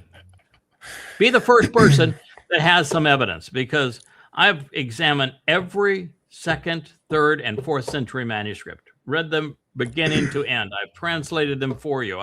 I've presented them and compared them to what the current manuscripts say. I've compared every citation that purports to quote something from the Torah, prophets, and Psalms to what's actually in the Torah, prophets, and Psalms from the oldest manuscripts. And I can tell you that everything is wrong. I've traced the history of manuscript scribing and copying in the Christian New Testament, and I have proven that there are more discrepancies and errors than there are words. And it's obvious. And it's yes, I killed Jesus. And if you believe there's evidence for Christianity, you ought to go and read the books Twistianity, which killed Jesus, completely destroyed the myth. It would be helpful for you to do so. And then stop it with the stupid Steins. Yeah. It's been kind of my experience when talking to some of these folks is that they throw up this screen, this force field shield that they have. And it's very difficult to penetrate that. The indoctrination is very complete. No, you're never going to get through to them. Evidence and reason have no influence whatsoever on a religious individual. None. You can cite God himself from proven texts, and they'll have no influence over them. When God himself contradicts their religion and says he despises it, which Yahowah does routinely, calls Paul the plague of death, it has no effect on them. So evidence and reason are anathema to Christianity. They are allergic to it. They will do anything to preclude having to even deal with it. Yeah, you wouldn't be a Christian if you cared about evidence and reason. All right, so boy, we had a lot of posts on these two scumbags. If you watch one Charlie Kirk video today, watch this one. We're not going to watch this one. We may watch one, though. However, Charlie wanted what his legacy to be. He did not fear death. He wanted to be known as Mr. Twistian. Listen, promoting a false god and a demonic president for money does not make you a good man. $50 million a year in revenue. $50 million a year for promoting a false god and a satanic president who was a pedophile and a rapist. And it has the world at the doorstep of its destruction, and you want to believe that piece of shit is good, you have really got your head up your tuchus when that is somebody that you would honor, or his miserable wife, widow. Well, it seems Christianity is a money-making business. It is. Made a lot of TV money for a lot of preachers, people for a yeah. long time. And politics is the other. Politics and religion are the control mechanisms for humankind. And today you have numbskulls that are influencers that promote religion and politics. And he figured out how to bilk that for big bucks. Yeah. And provides $50 million a year in revenue and provides no value whatsoever. Nothing. Doesn't put one Passing out product on the market. MAGA Doesn't hats. provide one service. Packing out MAGA hats to kids in college, and the president is a pedophile and a rapist and a mass murderer who's number one on the list of killing. And proud of it. And he's proud of what the president's proud of being demonic, and he was proud of promoting them to college kids. And that's your hero. You know, way back in my early days when I was a fireman, we used to have to go do area checks. And these these traveling tent preachers would come around and set up their tents, and we have to go there and make sure the tent didn't catch on fire or whatever. So, and we see get a close-hand view of how these people operate, and it was just a fleecing operation from the get-go. It's just amazing how outward they are about it. I know you got money in your pocket. God wants your money. Yeah, they were. I had the opportunity in my life to, on several occasions, to be in the company of the most well-known preachers. And they were all money grubbers, every single one of them. They all had a stick to grub money, and that's what they did. And by the way, I've been in the presence of some of the world's leading politicians, and they were control freaks. There is no one who's good. They're horrible. And this guy was one of the worst among them.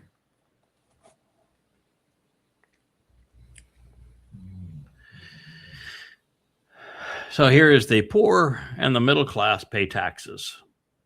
The rich pay accountants, the very rich pay lawyers, and the ultra rich pay politicians. Now, the fact that the rich pay accountants is true. They have to, because you don't pay it, your accountant, then you can't file a tax return because it's become way too complicated. So the rich have to pay accountants. They're under GAAP accounting rules, and it's the accounting of make-believe. The very rich pay lawyers. Yeah, they have to have those too, because the tax system is so convoluted. And the ultra-rich pay politicians, some do. The tech oligarchs are doing it because, well, your politicians are money grubbers. It's prevalent. Now, do the poor and middle class pay taxes? Yeah, but let's be truthful here. The most productive 1% of Americans pay 25% of all taxes, and the least productive 50% of Americans pay 1%.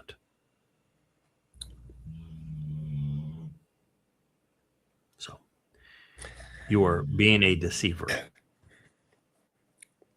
James Tate. I've paid my fair share of taxes and then some. It's small business that pays a lot in taxes. And when they hit that $10 million in revenue, what does that mean? Now you have to apply for GAAP accounting. Yes, you And do. they all freak out when they see what that actually incurs. It's one of the most destructive things in the world is general accepted accounting practices, GAAP accounting. Most people have no clue what it is. They've never been up against it. But the way that that assets are amortized, and it creates the illusion of profits for the purpose of the government to confiscate non-earnings. You can be losing money, and the government will still confiscate money from you because of the way that GAAP accounting rules work. It's a great travesty of the nation. That's another story for another day. We'll go. Okay, so here they are. It's gods don't kill people. People with gods kill people. That is true. And it has never been more true than it is with Islam. I mean, the first 200 years of Islam, 200 million people were killed by the religion. It's the most deadly onslaught of any religion in human history. But second on to Islam is Marxism. So the question is, who's the atheist God? Before you go and blame religion for everything, since Marxism over the last 100 years has been the most lethal ism by a long shot. In the last 100 years, Marxism has been far more lethal than has been Islam. Who are you going to blame for that? Maybe the problem is just people. Maybe God was right after all when he says, once they became many, they became purely evil. Yeah, when you get paid for not working, that's a pretty easy thing to do. The mind think is amazing. You know, I've been around a lot of people. I've been in a lot of different classes of people, and the mind think there is, you know, how can we get over? A lot of times, it's not how much can I do, how much can I produce, but how much can I get? Mm-hmm. Well, you know, the most of the reason that civilizations and institutions kill lots of people is because most people envy what other people have, and they are living miserable lives. They're looking for someone to blame, and they therefore have a justification for taking what others have. That's the whole mindset of Marxism, you know, that we'll take what the wealthy have because they don't deserve it and we do. And so they just confiscate it. And when you do that kind of a scheme, like we look at the onset of Marxism, the two most prominent historical examples, that of Lenin to Stalin and then of Mao Zedong, 1 million people starved to death at the onset of Marxism. And so it is just the mindset. It's been the mindset of collectivized humans, even in empires, that will just steal what others have and will take it by force. That's why God got so disgusted at Nasama man outside of the garden and caused the flood. He just says, this is not working. There's no chance to work. We've got to reset.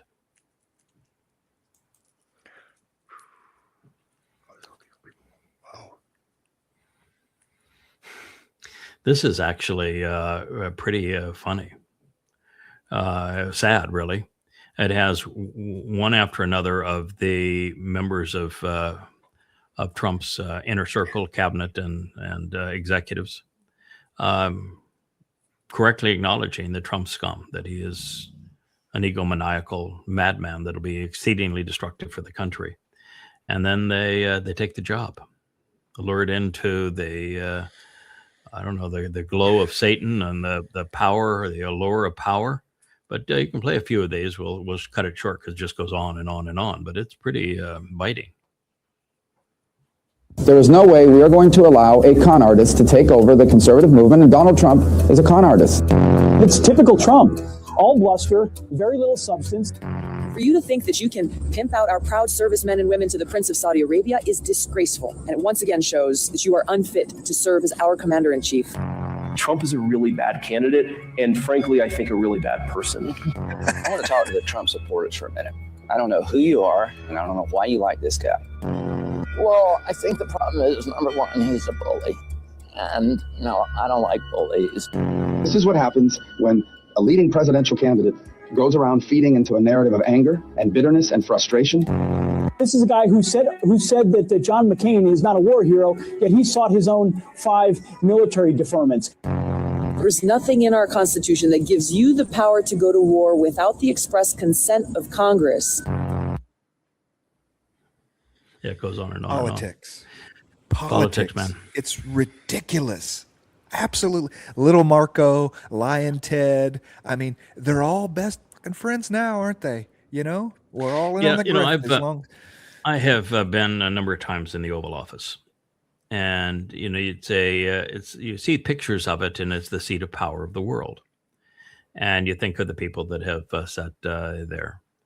And I had a very different response to it, I think, than most people did and have. And for me, the room looked really small. The view was crappy. The neighborhood didn't like it all. Right. And I said, I feel like it was an animal in a cage here. This is like being a goldfish in a bowl. And this is a really crappy bowl on top of all of that. I would no more want to live in this house than a man in the moon. And what a terrible office. I wouldn't trade any one of my 2 offices here or any office that ever built in studies and the previous homes for that one. And would never want that seat. And yet people who are wee little people that crave authority and it's a job that you can come into the job like Trump broke. Obama broke. Bill Clinton broke. George Bush broke. And you can leave with tens, if not hundreds of millions of dollars and sometimes billions of dollars. So it's a money-making con job, that office. And we all fall for it. You got these guys like Rubio. Rubio's a senator from Florida. I listened to Rubio. Rubio made sense at one time, it seemed to me.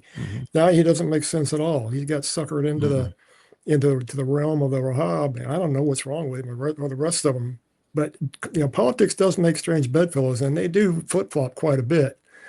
But it's just a corrupt business. Yeah, it is.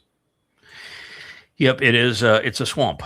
When George Washington sold what is now Washington, D.C. To the U.S. Congress, it was a swamp. And I'm quite convinced they've never drained that swamp. Yeah, the only way to win is not to play. It's like thermonuclear war. God made it very clear that if you were political, you're rejecting him. I find that he says what he means what he says. And so I learned a long time ago, and I've encouraged everybody that would listen, don't be political. You can condemn them, because God does. You can expose them, but don't join them, ever. And that was God's advice. He wants us to be apolitical and anti-religious. We are, I am, we will continue to be. You don't have to be, that's your call. But you just need to know that if you are political, then you're dealing with scum. And this is the worst ever. Worse than Hitler, worse than Stalin, worse than Mao. This is the single worst politician in the history of humankind. I was, that's absolutely right. I was watching a little bit about the Ukraine war yesterday. In that meeting with Zelensky, Trump gave Ukraine the licensing agreements to manufacture Patriot missile systems. And Rubio came out and said this was a calculated escalation. Okay, read that into however you want, but calculated. I mean, how could you calculate something like that? I mean, that's just political mumbo jumbo. They're goading Russia into doing something big. Yeah, goading Russia. First of all, there isn't a single Patriot missile system that will ever be built in Ukraine. They don't have the wherewithal to build them, and so they could, if you gave them a 99% assembled Patriot missile system, could they complete the last 1% if you gave them the parts? Yeah, maybe. With the tires on? Yeah, the tires for the launch vehicle. Could they even operate it if you gave it to them completely? No, because the Patriot missile systems aren't operated by Ukrainians. They're operated by Americans. And by the way, they aren't working. They are not working. They are failing miserably. They're not even 10% effective. So there is a reason that Trump doesn't want to give them Patriot missiles, because we don't have any more Patriot missiles. We've gone through our supply of Patriot missiles between Israel and Israel not getting any more, and between the war that Trump keeps on antagonizing in Iran. So the U.S. doesn't have any Patriot missiles to sell to Iran. And there is no chance Iran's going to make any, but the promise sounds like, oh, wow, we're doing our part now. You step up and do your part. It's just nothing but a con job. Yeah. And they don't work on top of all of that. Yeah, the idea that they're going to have coffee parties and have people getting around building Patriot missiles in their living rooms or whatever. It's just, it's nonsensical, completely nonsensical. If they for 1 second had a manufacturing facility anywhere in Ukraine, it would instantly become a target. Yeah. You know? Yeah. So we are told a lot of detail of what's going to happen in these next few years in terms of war. And the things that we are told affect Israel, that there's going to be many millions of Iranians that march into Israel, and that they will be joined by the likes of the Turks and the Egyptians in this final jihad against Israel. And it's going to play out over a number of years between now and 2033. So we know that's going to happen. And we know that they're going to be individuals because they climb through windows and they rape and they pillage and they murder. They're going to be your typical jihadists. And there are going to be too many of them for Israel to do anything about, and Israel will be completely defenseless regarding them. And we know that Israel's going to have to forego a Fakistanian state and become indefensible because of that as well. We know of the timing that these events are going to happen. We know that it's Donald Trump that ultimately betrays them. And then something I said yesterday that I said, I'm going to speculate. I'm going to share something with you that I think is the only explanation for Donald Trump removing the sanctions that he imposed on Turkey, that the Congress and even Rubio said cannot be removed because they were imposed by Congress. And so Trump is removing sanctions that were imposed by Congress against Turkey, which he has no right to do. And then he is selling them F-35s, which he has no right to do, after Israel begged him not to do that. And what I said is there's only one logical explanation for this. It's only one. Why would you sell that kind of weaponry to a man who has constantly stated that he wants Israel annihilated and that he intends to do it? And the only answer is because you want him to do it. Yeah. That Trump doesn't want to be responsible for the annihilation of Israel, but he wants Israel annihilated. And he wants Israel annihilated for the same reason that he wants many things, which is that Israel, when he betrayed Israel in this last round with Iran, and he signed this surrender agreement that checkmated Israel, Israel for the first time recognized that he is a fraud. He is the great betrayer. And once they recognized that and didn't kiss his ass, then you had J.D. Vance saying to Israel, this is your only friend and you have no other friends in the world. And your only weapons supplier and all of that. And you better kiss his ass or else. Then Israel immediately pushed back and said, no, that's not true. It probably is true, but Israel rebelled against that. And then when he said Israel only exists because of Donald Trump, which is another lie, Israel pushed back and said, no, it's not true either. And Trump doesn't take that kind of stuff well. And so now, and he doesn't like the fact that people constantly say that he is run around by a nose ring by Netanyahu. And so he is, for many reasons, devoted to the destruction of Israel. And that's what the prophets made very clear. He is the great betrayer. And he's going to continue to promise Israel all manners of security for concessions from Israel. And ultimately, when it comes down to protecting Israel, he's going to deploy Turkey to destroy Israel. And so he's selling all of that weaponry and removing the sanctions on Turkey because Erdogan and he are demonic twins.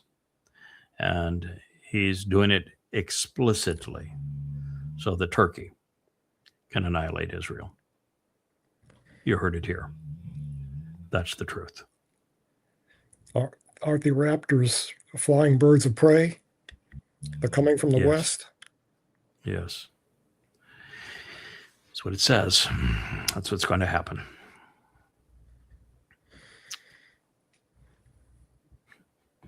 Oh, this is a simple one. Then you're nothing.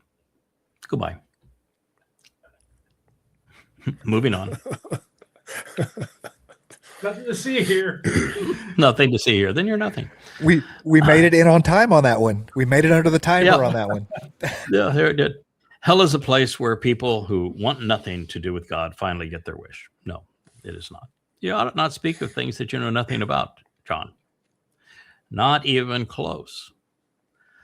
Souls that want nothing to do with God dissipate into nothingness. No reward, no punishment, certainly no hell for them. You want nothing to do with God. He wants nothing to do with you. You're free to vanish, and that's all that's going to happen. Hell is for those souls who act as if they were gods.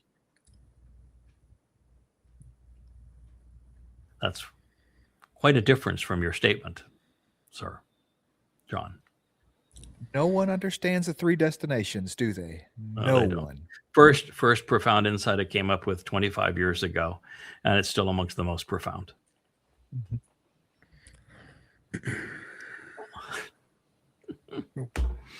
Yep.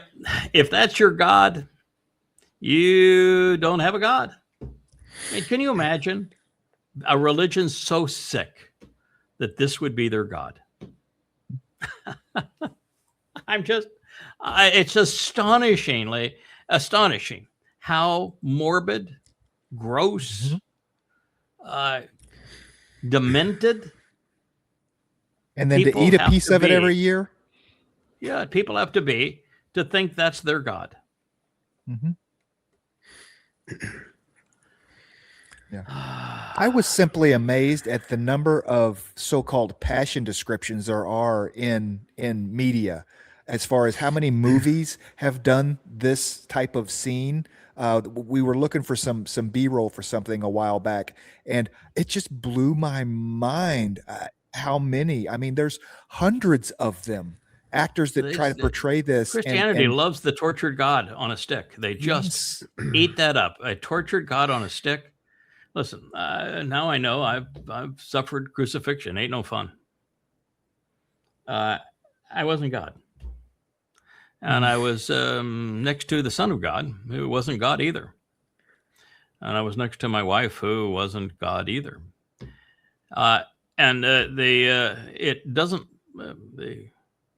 The device doesn't look like this one. There's nothing that goes above the top bar. The top bar just sits on a stake that stays in the ground, and there's no crown of thorns, and there's no reason for the Romans to have whipped the body to this level.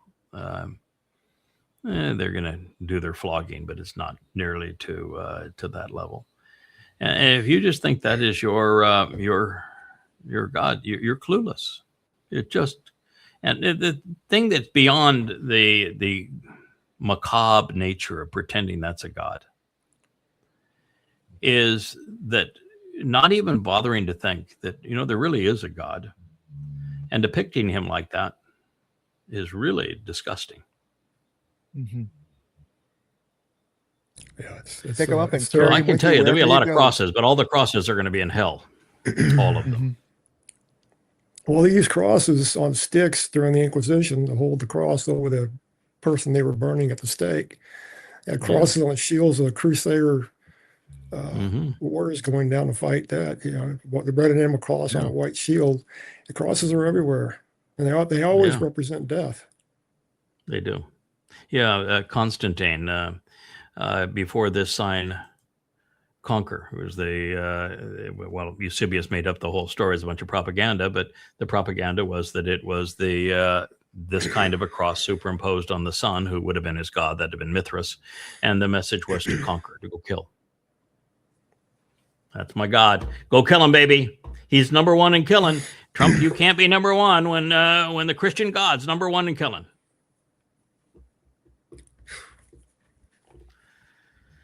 Oh, a book filled with inconsistencies and contradictions and lies. Here it is. Holy Bible. No problem. Rip out the New Testament. Some books that don't belong, like Job and Jonah, Enoch and Ezekiel. Problem solved. Oh, and change the name.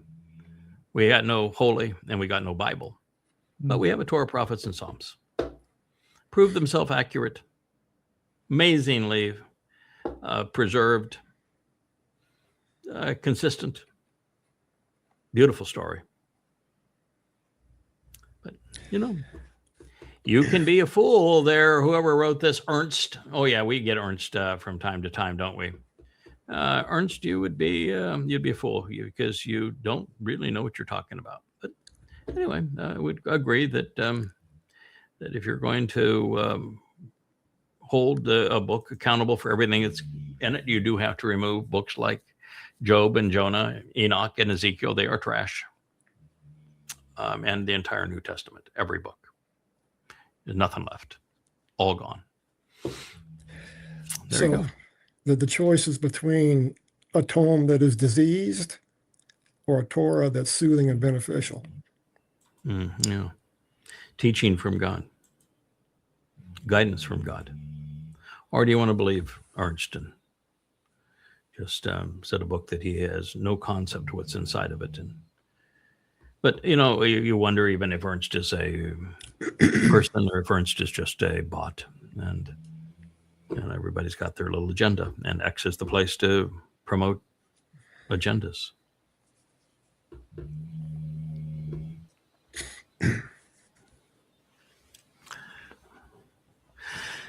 Yeah, it says this world has forgotten about God, and I have a feeling he's about to remind us who he is. No, he's not. My job. You mean I think I'm very good at my job?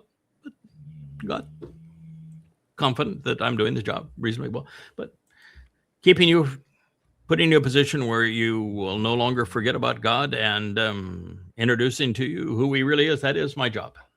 And his name is Yahowah. His beloved son is Dowd. He is returning on the 2nd of October, 6:22 p.m.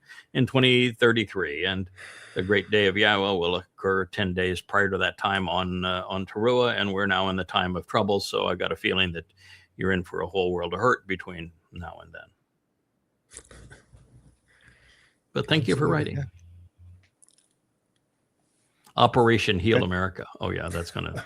I can tell you that no part of my job is healing America. Right. Not in the job description. Thank God, because No, it can't no. be done. Yeah, that can't be done. So I'm glad that's not part of my job. Thank you very much for playing us. And talk about Christian passions. The Passion of the Christ was the worst of them. I mean, it was demonic to a T. And I think he has another one. He is a really miserable anti-Semite. But I can assure you, Mr. Mel Gibson, that God did not burn your home. God did not take it away from you. He did not give anything to you. He has no clue who you are. He has given you nothing. He has taken nothing from you.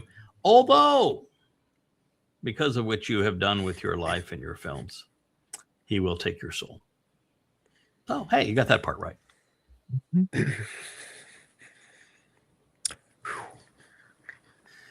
This really bothers me a great deal. These are obviously liberals that were opposed to Trump's ICE. And we are non-political. None of us are going to go out in the streets and protest in a political rally. We will oppose politics with our words, not with our feet. Now, the truth of the matter is neither of these two deserve to die. They were both murdered by Trump's personal army, ICE. They are the brown shirts of the Fourth Reich. And the fact that there has been no indictment, no trial, that no one has been held accountable for the murder of these two people says that America is a country that has fallen so far, it's almost impossible now to even remember what it once was. A murder that was witnessed by millions of people. The evidence, all of the evidence is absolutely recorded. I mean, it's crazy. We've all witnessed it. Everybody that has any interest in what was going on with the ICE brown shirts has witnessed it, and we've seen this scene from video cameras, each of their murders from all possible angles, and it was outright premeditated murder, and the perpetrators have not been held accountable. And you can't have a country if you aren't willing to hold people accountable when they commit murder. There's no chance that you can have a viable country. It's just over. I'm sorry they're dead. I would never have done what they did, but I can appreciate the fact that they did have the conviction to oppose what is a extraordinary evil in ICE and Donald Trump. But they did go about it the wrong way. That doesn't mean they deserve to die, and they deserve recompense. And this is part of God's overall plan, is to provide people with recompense. Those that pulled the trigger, those that put them in that place, need to be held accountable, and God's going to make certain that they are. So they will get closure for their deaths. It's just not going to happen by the corrupt nature of Minnesotans or of the U.S. Justice Department. Yeah, it's supposed to be that the Justice Department is separate from the Judicial Department, from the executive branch. So it seems to me like there's a breakdown in that separation there somewhere. Well, the Department of Justice is an office that is under the executive branch. It's the Supreme Court that is independent of the executive branch, but the Justice Department does not report to a Department of Justice. I don't even think there is a Department of Justice in the U.S. Constitution, so there is no mention of it.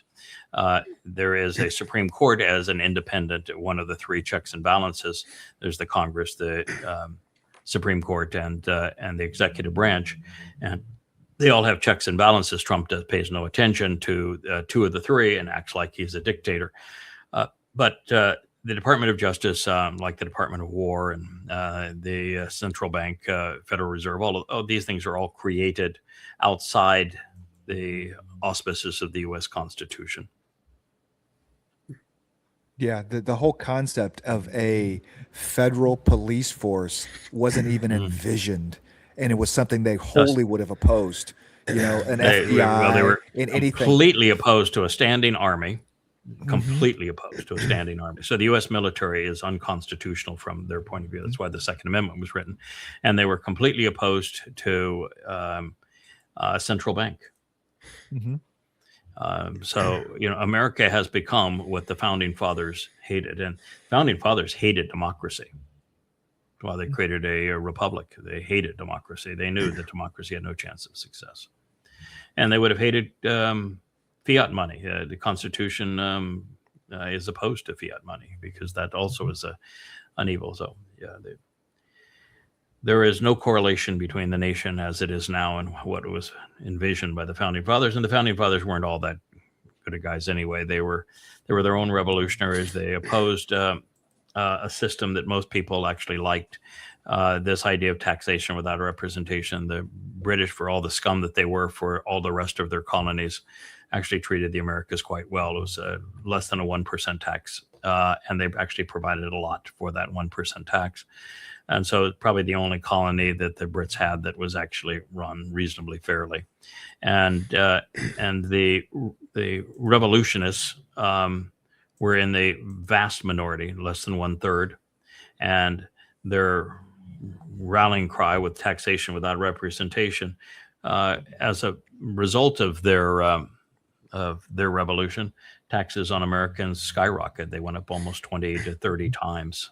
So they had exactly the opposite effect. A very unpopular revolution that had the opposite effect of what they claimed they were trying to achieve. Except some dudes didn't owe money anymore. So, that worked out well for them, right? Yeah, those in Boston, and the Klan in Boston had bootlegging operations to get around the British system, and so it was a business deal for them to dump the British tea in the harbor, so that their bootleg tea was all that was available. They were con men. Well. Is Jesus your Lord? No, there is no Christ. There was no Jesus. And I managed to kill both with the truth. I would invite you to go to yada.com, scroll down to the 5 volumes of Twistianity. Again, you don't even have to be able to read. I'll read them to you. You don't even have to turn the pages. I'll turn the pages for you. You don't have to keep track where you are. I'll keep track of where you are in the books. Just go, listen. There was no Christ. There was no Jesus. And I absolutely, unequivocally killed them with the truth. And it's a shame that someone hadn't done it previously. Now, what you could do is you could send your God man after me. Why don't you go pray and sick him on me? See how that works for you. Here I am. Absolutely. I'm in the U.S. Virgin Islands. Come, send him on me. You can come and you might even accompany him. And I can also assure you that there's no correlation between the Ark of the Covenant, which you're trying to show there with the wings of the cherubim, and the piece of scum that you're promoting, who's nothing but a crude counterfeit. Oh, the entire image screams Tolkien and Lord of the Rings and Peter Jackson. I mean, cinema. There is, it doesn't even fit their Jesus motif. Yeah, one of the things that's interesting is that what color is the throne? It's black. Black. When Yahowah, I wrote it, so I'm pretty familiar with it. But when Yahowah talked about the throne of Dowd returning, what's it going to look like? As bright as the sun, Elyon. Mm-hmm. So do they have it correct? No. No. They're asking for an amen raw. No. And by the way, the Aaron of the Bereth, is it in the throne room? No. Trick question. Trick question. The most set apart? The mayor, the mercy seat of the Aaron Bereth. Below the Golgotha escarpment. It is Dowd's throne. Right. Yes, it is in the throne room because it's Dowd's throne. The Aaron Bereth is the throne. That is why it's returning as brilliant as the sun. They are one and the same. There'll be no separation between Dowd and it. It is the throne. Wow. Told you it was a trick question. I was going to say, I was trying to figure out what, because you use the term throne room, and I'm like, there is no throne. Well, no, absolutely. Room. Oh, yeah, God is making a throne room for his son. Absolutely. And his throne will be the Aaron Bereth. Right, but we would refer to it as the Kodesh. It is the third. He's not saying that when he creates a house of light, that's where the throne is going to be. I can tell you that's where the Aaron Bereth was in the most set apart area of the temple or the house for Yahweh's name, and the tent of the restoring witness while in the wilderness. And that's where it was. And when Elia and I return to speak on top of the Temple Mount, we'll have the tent of the restoring witness, and the Aaron Bereth is going to be retrieved, and it will be set in this proper place in the tent of the restoring witness on the Temple Mount. And when Dowd returns, that is his throne. Now, Dowd's not going to be sitting around a lot, so it's it's going to be visible and available for everybody to examine and enjoy. But there's no reason to have it veiled anymore. There's no reason to set it apart anymore, because everybody that has access to it is already set apart unto it. And it will have served its function. Now it's like that fire that God's going to ignite under the sacrifice of the Adam of Parah and the water feature that's going to be around it. That fire is going to burn forever, and it's an eternal flame, and the water features are going to be manifest forever. This is going to glow as brilliant as the sun forever. And Dowd will acknowledge it as his seat of power, his authority. It is the very thing that he established on behalf of the covenant, and so he's going to acknowledge it as that. But there is no separate throne. That is it. That's why it was designed as it is. Wow. Yeah, Shittacus Maximus. Things I've effed up. Yeah, and they've There only is got no 8. FCC. There is no Yeah, FCC, so we yeah, can there- okay. We can yeah, say there- fucked up, but Yeah, I know, but I'm not an F-bomb guy. I will occasionally. There are things which will really piss me off. Where I will save it up. and- Right. yeah, save it up for when it's so I really don't like to use it as a verb unless it's the only verb that applies. But the fact of the matter is, if you were to come up with a list of things that Trump has F-bombed, it wouldn't be 8. It wouldn't even be 800. 8,000 might be a good over and under number. You know, you're familiar with betting odds. What's the over and under on score or points or something? right. I think 8,000 would be pretty close to the over and under on things that he has just massively screwed up. I thought this was going to be a top 10 list. Surely we can come up with a top 10. Oh yeah, well, how about the petrodollar? The relationship with all American allies, the credibility of the presidency of the United States, the very reputation of this nation.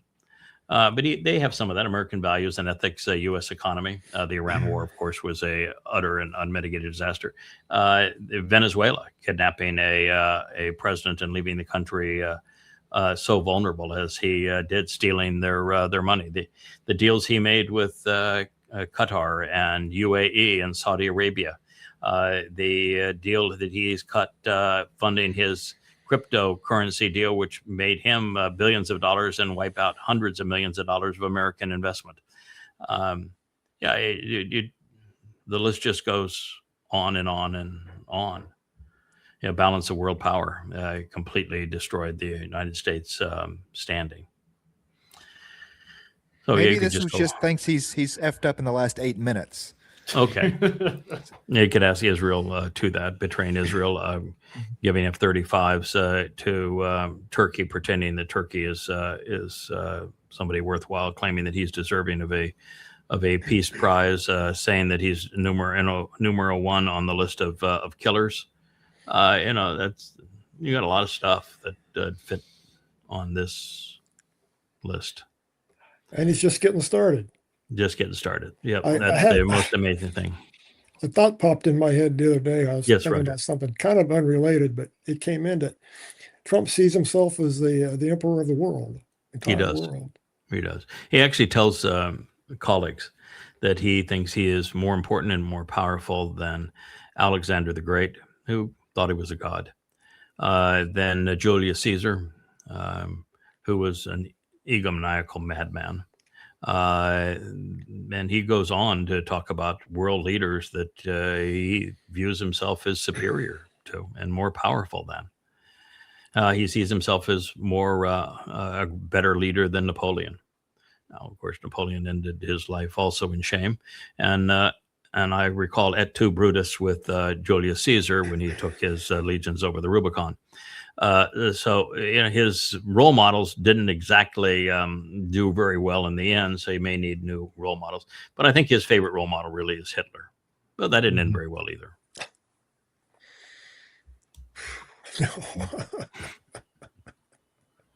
Yes.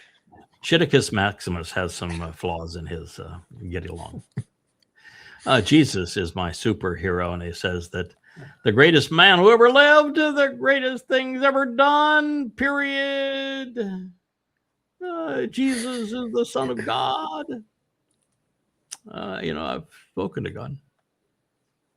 I'm quite well. And I can tell you that Jesus is not his son. Statement of fact, Jesus is not his son. His firstborn sons is named Beloved. And he acknowledges multiple times that Dowd is his firstborn son. And he routinely says, Dowd is my son and I am his father. And he says that Dowd is his chosen one. And he says multiple times that Dowd is the Messiah and that Dowd is the former and returning king. And it was Dowd who was nailed to a death stake by the Romans. Yep. And Jesus never existed. Jesus is no more of a myth, though, than is Superman.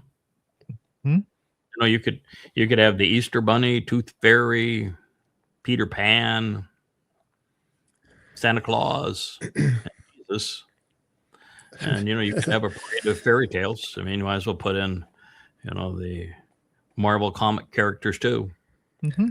Well, most of those all have demonic roots, if you look at them. They do. Yeah, I don't think Superman did. Superman was written by some Jews to come up with a hero that would fight for Jews as the victims of anti-Semitism and all forms of abuse, and so they created Superman as the defender of Jews and anti-Semitism. Not defend anti-Semitism, but diffuse Jews against discrimination and anti-Semitism. And of course, now this shows that Superman is defending the lie of Jesus, which is the cause of anti-Semitism. The lie of Jesus is based on the idea that Jews killed the Christian God, and that the Christian God got all upset that the Jews killed him and decided to renege on all the promises that he had ever made to the Jews, and to transfer all of them to the covetous Goyim, who wanted all those promises delivered to them. Of course, there's not a shred of evidence that occurred, and if that did occur, then the Christian God would be completely untrustworthy. And Superman was created by Jews. There you go.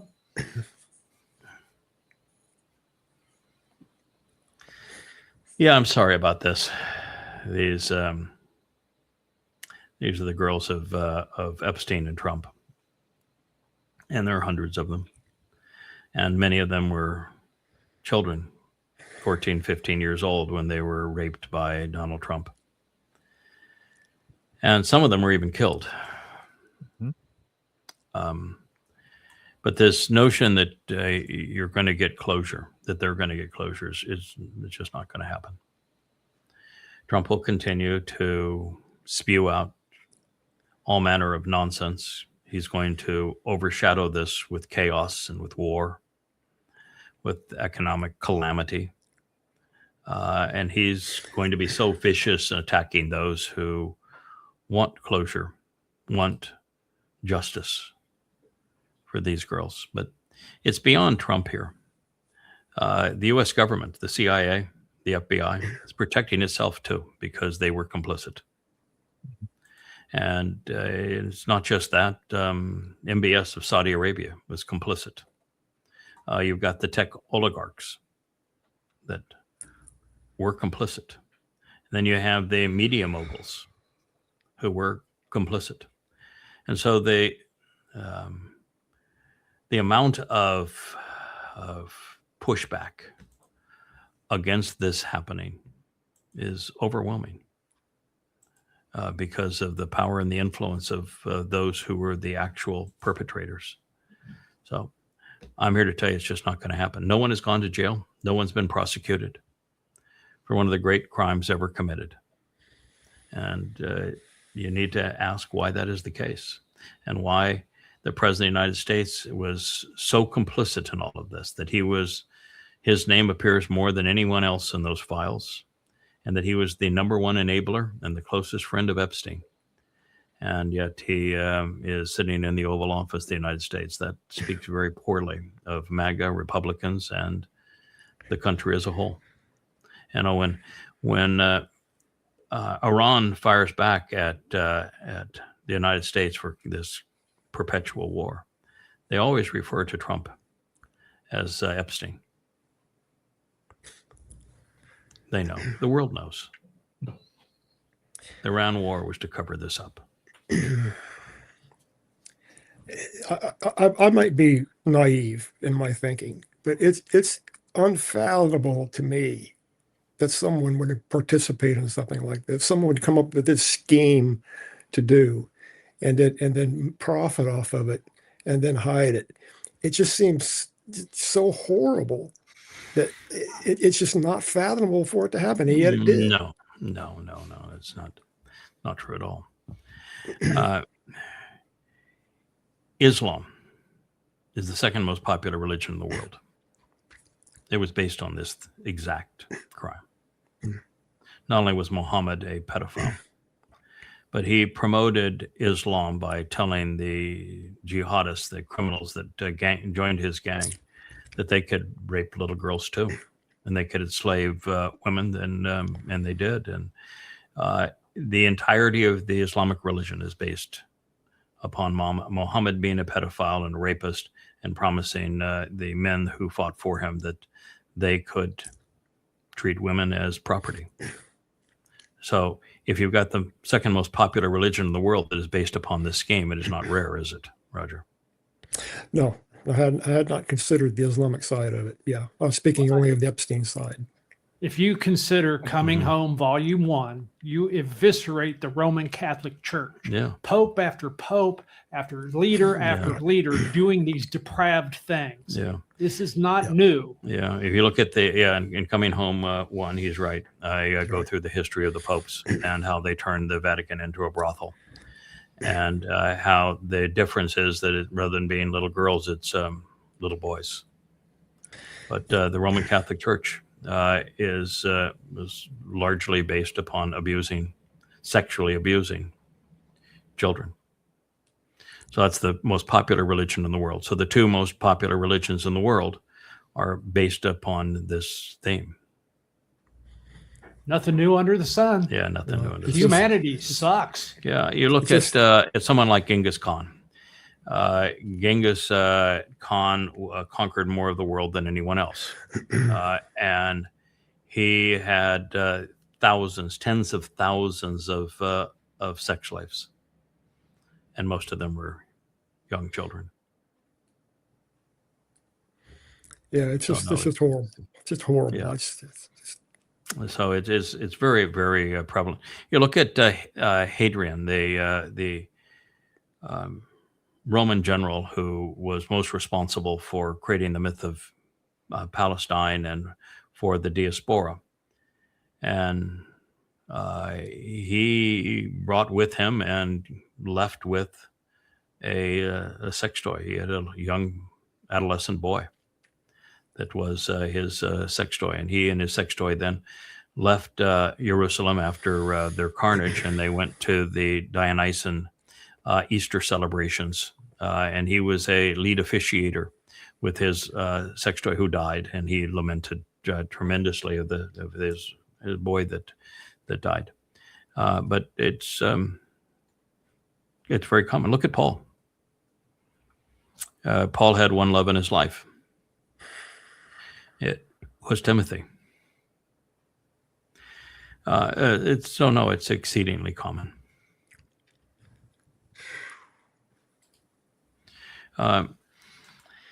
Look at what I think is one of the worst stories in the Torah, prophets, and Psalms. The namesake for Jew, Yahud. He is known to have had solicited sex with a prostitute who turned out to be his daughter-in-law, making it incest. He impregnates her. He demeans her for adultery, and she has to prove that you're the father. I mean, look at Abraham. Twice he pimped out Sarah for sheep. Look at the story of Lot, his nephew. He had sex with his two daughters. Look at the worst story, I think, in the book of Shaphat. It's the story that leads to the book of Ruth, where the Amma was gang raped to death, leading to a civil war in Israel. No, this is standard operating procedure for man. That's why God said, "You're disgusting." When God describes Nephilim, the fallen man, religious man outside of the garden, he began the story by saying, what does he say about them? So the men took for themselves whatever women they wanted. They took for themselves whatever women they wanted. Same story, isn't it? So God begins the story of saying why he wanted the flood and to reboot the system is because he said that they took whatever women they wanted. Now, the story is as old as time. And even God's beloved son, he had a very tough time with women. He took another man's wife. He had the man killed. It destroyed the relationship for 14 years between Dowd and Yahowah. So, no, it's common. I'm just sorry. I wish it was. I wish it were not true. Yeah. But it is the story of humankind. It's an ugly story. It is an ugly story. Civilized man, collective man, is a really ugly story, and that's the reason why the Nayar that is associated with the Katan that orchestrates all of the events and then participates in them pursuant to the fulfillment of Pesach, Matsah, and Makotim, is presented doing this, pushing them away. Has to push this away. That's why God has to clean house before he can establish the earth in the conditions of Eden. He must clean house. He has to push all of this away. You can't ever let it happen again. And that is when we enter that time where we are the teachers and the guides for this mortal remnant. If anyone even hints to go down this path, we will eliminate them immediately.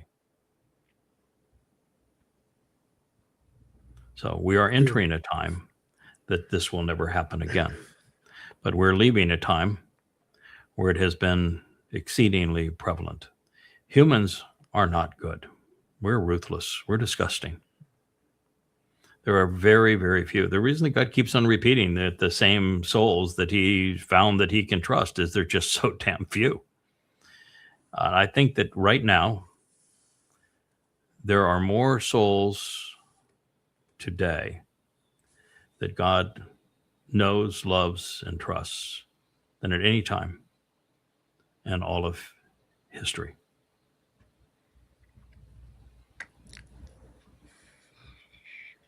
Well, that doesn't say much for the state of man, does it? No, it doesn't. It doesn't. I'm sorry, but it really doesn't. There just aren't many good men out there. They're few and far between. And you just see how despicable they can be when you've got MAGA as Christians supporting a man as vile as Donald Trump. Yeah. And then him doing deals with the likes of Erdogan, and then to have Vance and Rubio knowing that they're jumping in bed with the devil and do so. And then you have the generals where he says, John, I'm going to have you fight wars inside of America against my enemies. And you have less than 1% of them resign.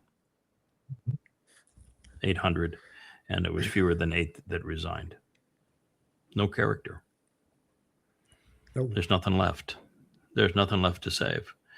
You have now a generation where, in Gen Z, women want nothing to do with men, and men want nothing to do with women.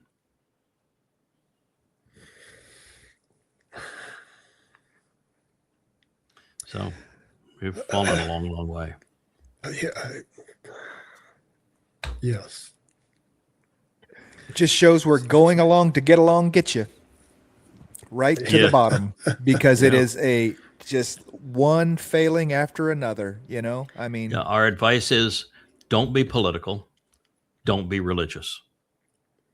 Oppose religion, oppose politics, oppose conspiracy. And then once you've walked away from all of those things, go to yadayada.com. All the books are free. We're not trying to sell you anything. As I say, you don't even have to read. Just go listen to them. It's a marvelous thing that exists there. Rich has walked away for a moment, so let's go to one more slide and he'll come back and get to close. Otherwise, Kevin, I think you have the magic button that will bring us to a close. Thank you, Roger, for being here. If we don't teach our children to follow Christ, the world will teach them not to. What did God say about religion in the second statement that he etched in stone? They will curse their children Corrupt. to the third and fourth generation. Corrupt their children to the third and fourth generation. The entire second statement that was etched on the first of the two tablets is a plea from Yahowah not to be religious. Don't associate with the religious. Don't speak for religious gods. Don't believe anything they have to say. Don't have religious paraphernalia around you. No idols, no artwork that's it's religious. Don't do that. And he said that because so many are doing that, that fathers corrupt their sons to the third and fourth generation. And what they corrupt them with is religion. And Christianity is the most hated by God. I mean, it's a race. Is it Judaism, Christianity, or Islam that are the most hated? And we have to realize that rabbis created Islam and Christianity. So if you were going to get right to the core of it, it would be Judaism that's the most repulsive to God. But the fact is that there really isn't much difference between them. And Christianity is the one that robbed his beloved son of everything that he had achieved. It's one thing to have endured crucifixion and to taken everyone's guilt into Sheol. It's another thing to be spit upon for having done so, and to have someone else steal your identity. Well, doesn't y'all also tell us in that statement that there'll only be thousands who will come to know him?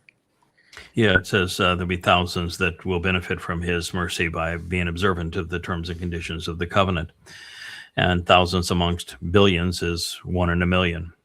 The numbers are not going to be that encouraging. Yeah. So that is all true. And the third statement is the most poignant, where it says that negating the value of Yahweh's name is unforgivable. And yet Yahweh's name does not exist in Judaism, Christianity, or Islam, which means those religions are unforgivable. They are therefore condemnable. And there's no way out of that problem. You cannot resolve that problem. Those religions erased Yahweh's name, and therefore they are not only condemnable, they are unforgivable. They took those two tablets and corrupted them for their own use. Yes. There will be some recompense for that, I expect. There sure will be. I'm looking forward to rewriting Written in Stone. I think that'll make a nice further addition to our library. And I just now have to figure out how I'm going to finish my edits of Coming Home 4 so that we can publish it now that I have come across a life-defining verification. What do I do with it? And how do we move on from this point? And do I just work through it, get these 3 books published, and then start a Coming Home 7 and lay it all out in Coming Home 7? Or, what do you do? And we can talk about it on these kind of programs. That's the nice thing. We can go from discovery to exploration of what it means in a matter of hours in a program like this, which is not possible in the books.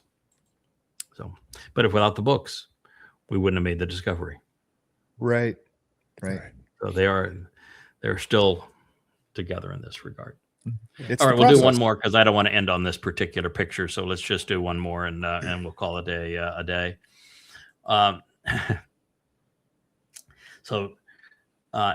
The claim is, if Trump were a Democrat, would you still despise him?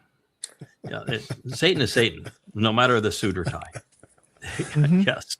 The answer is absolutely yes. We do not condemn Trump because we're liberals. We're not. We don't condemn Trump because we're Democrats, because we're not.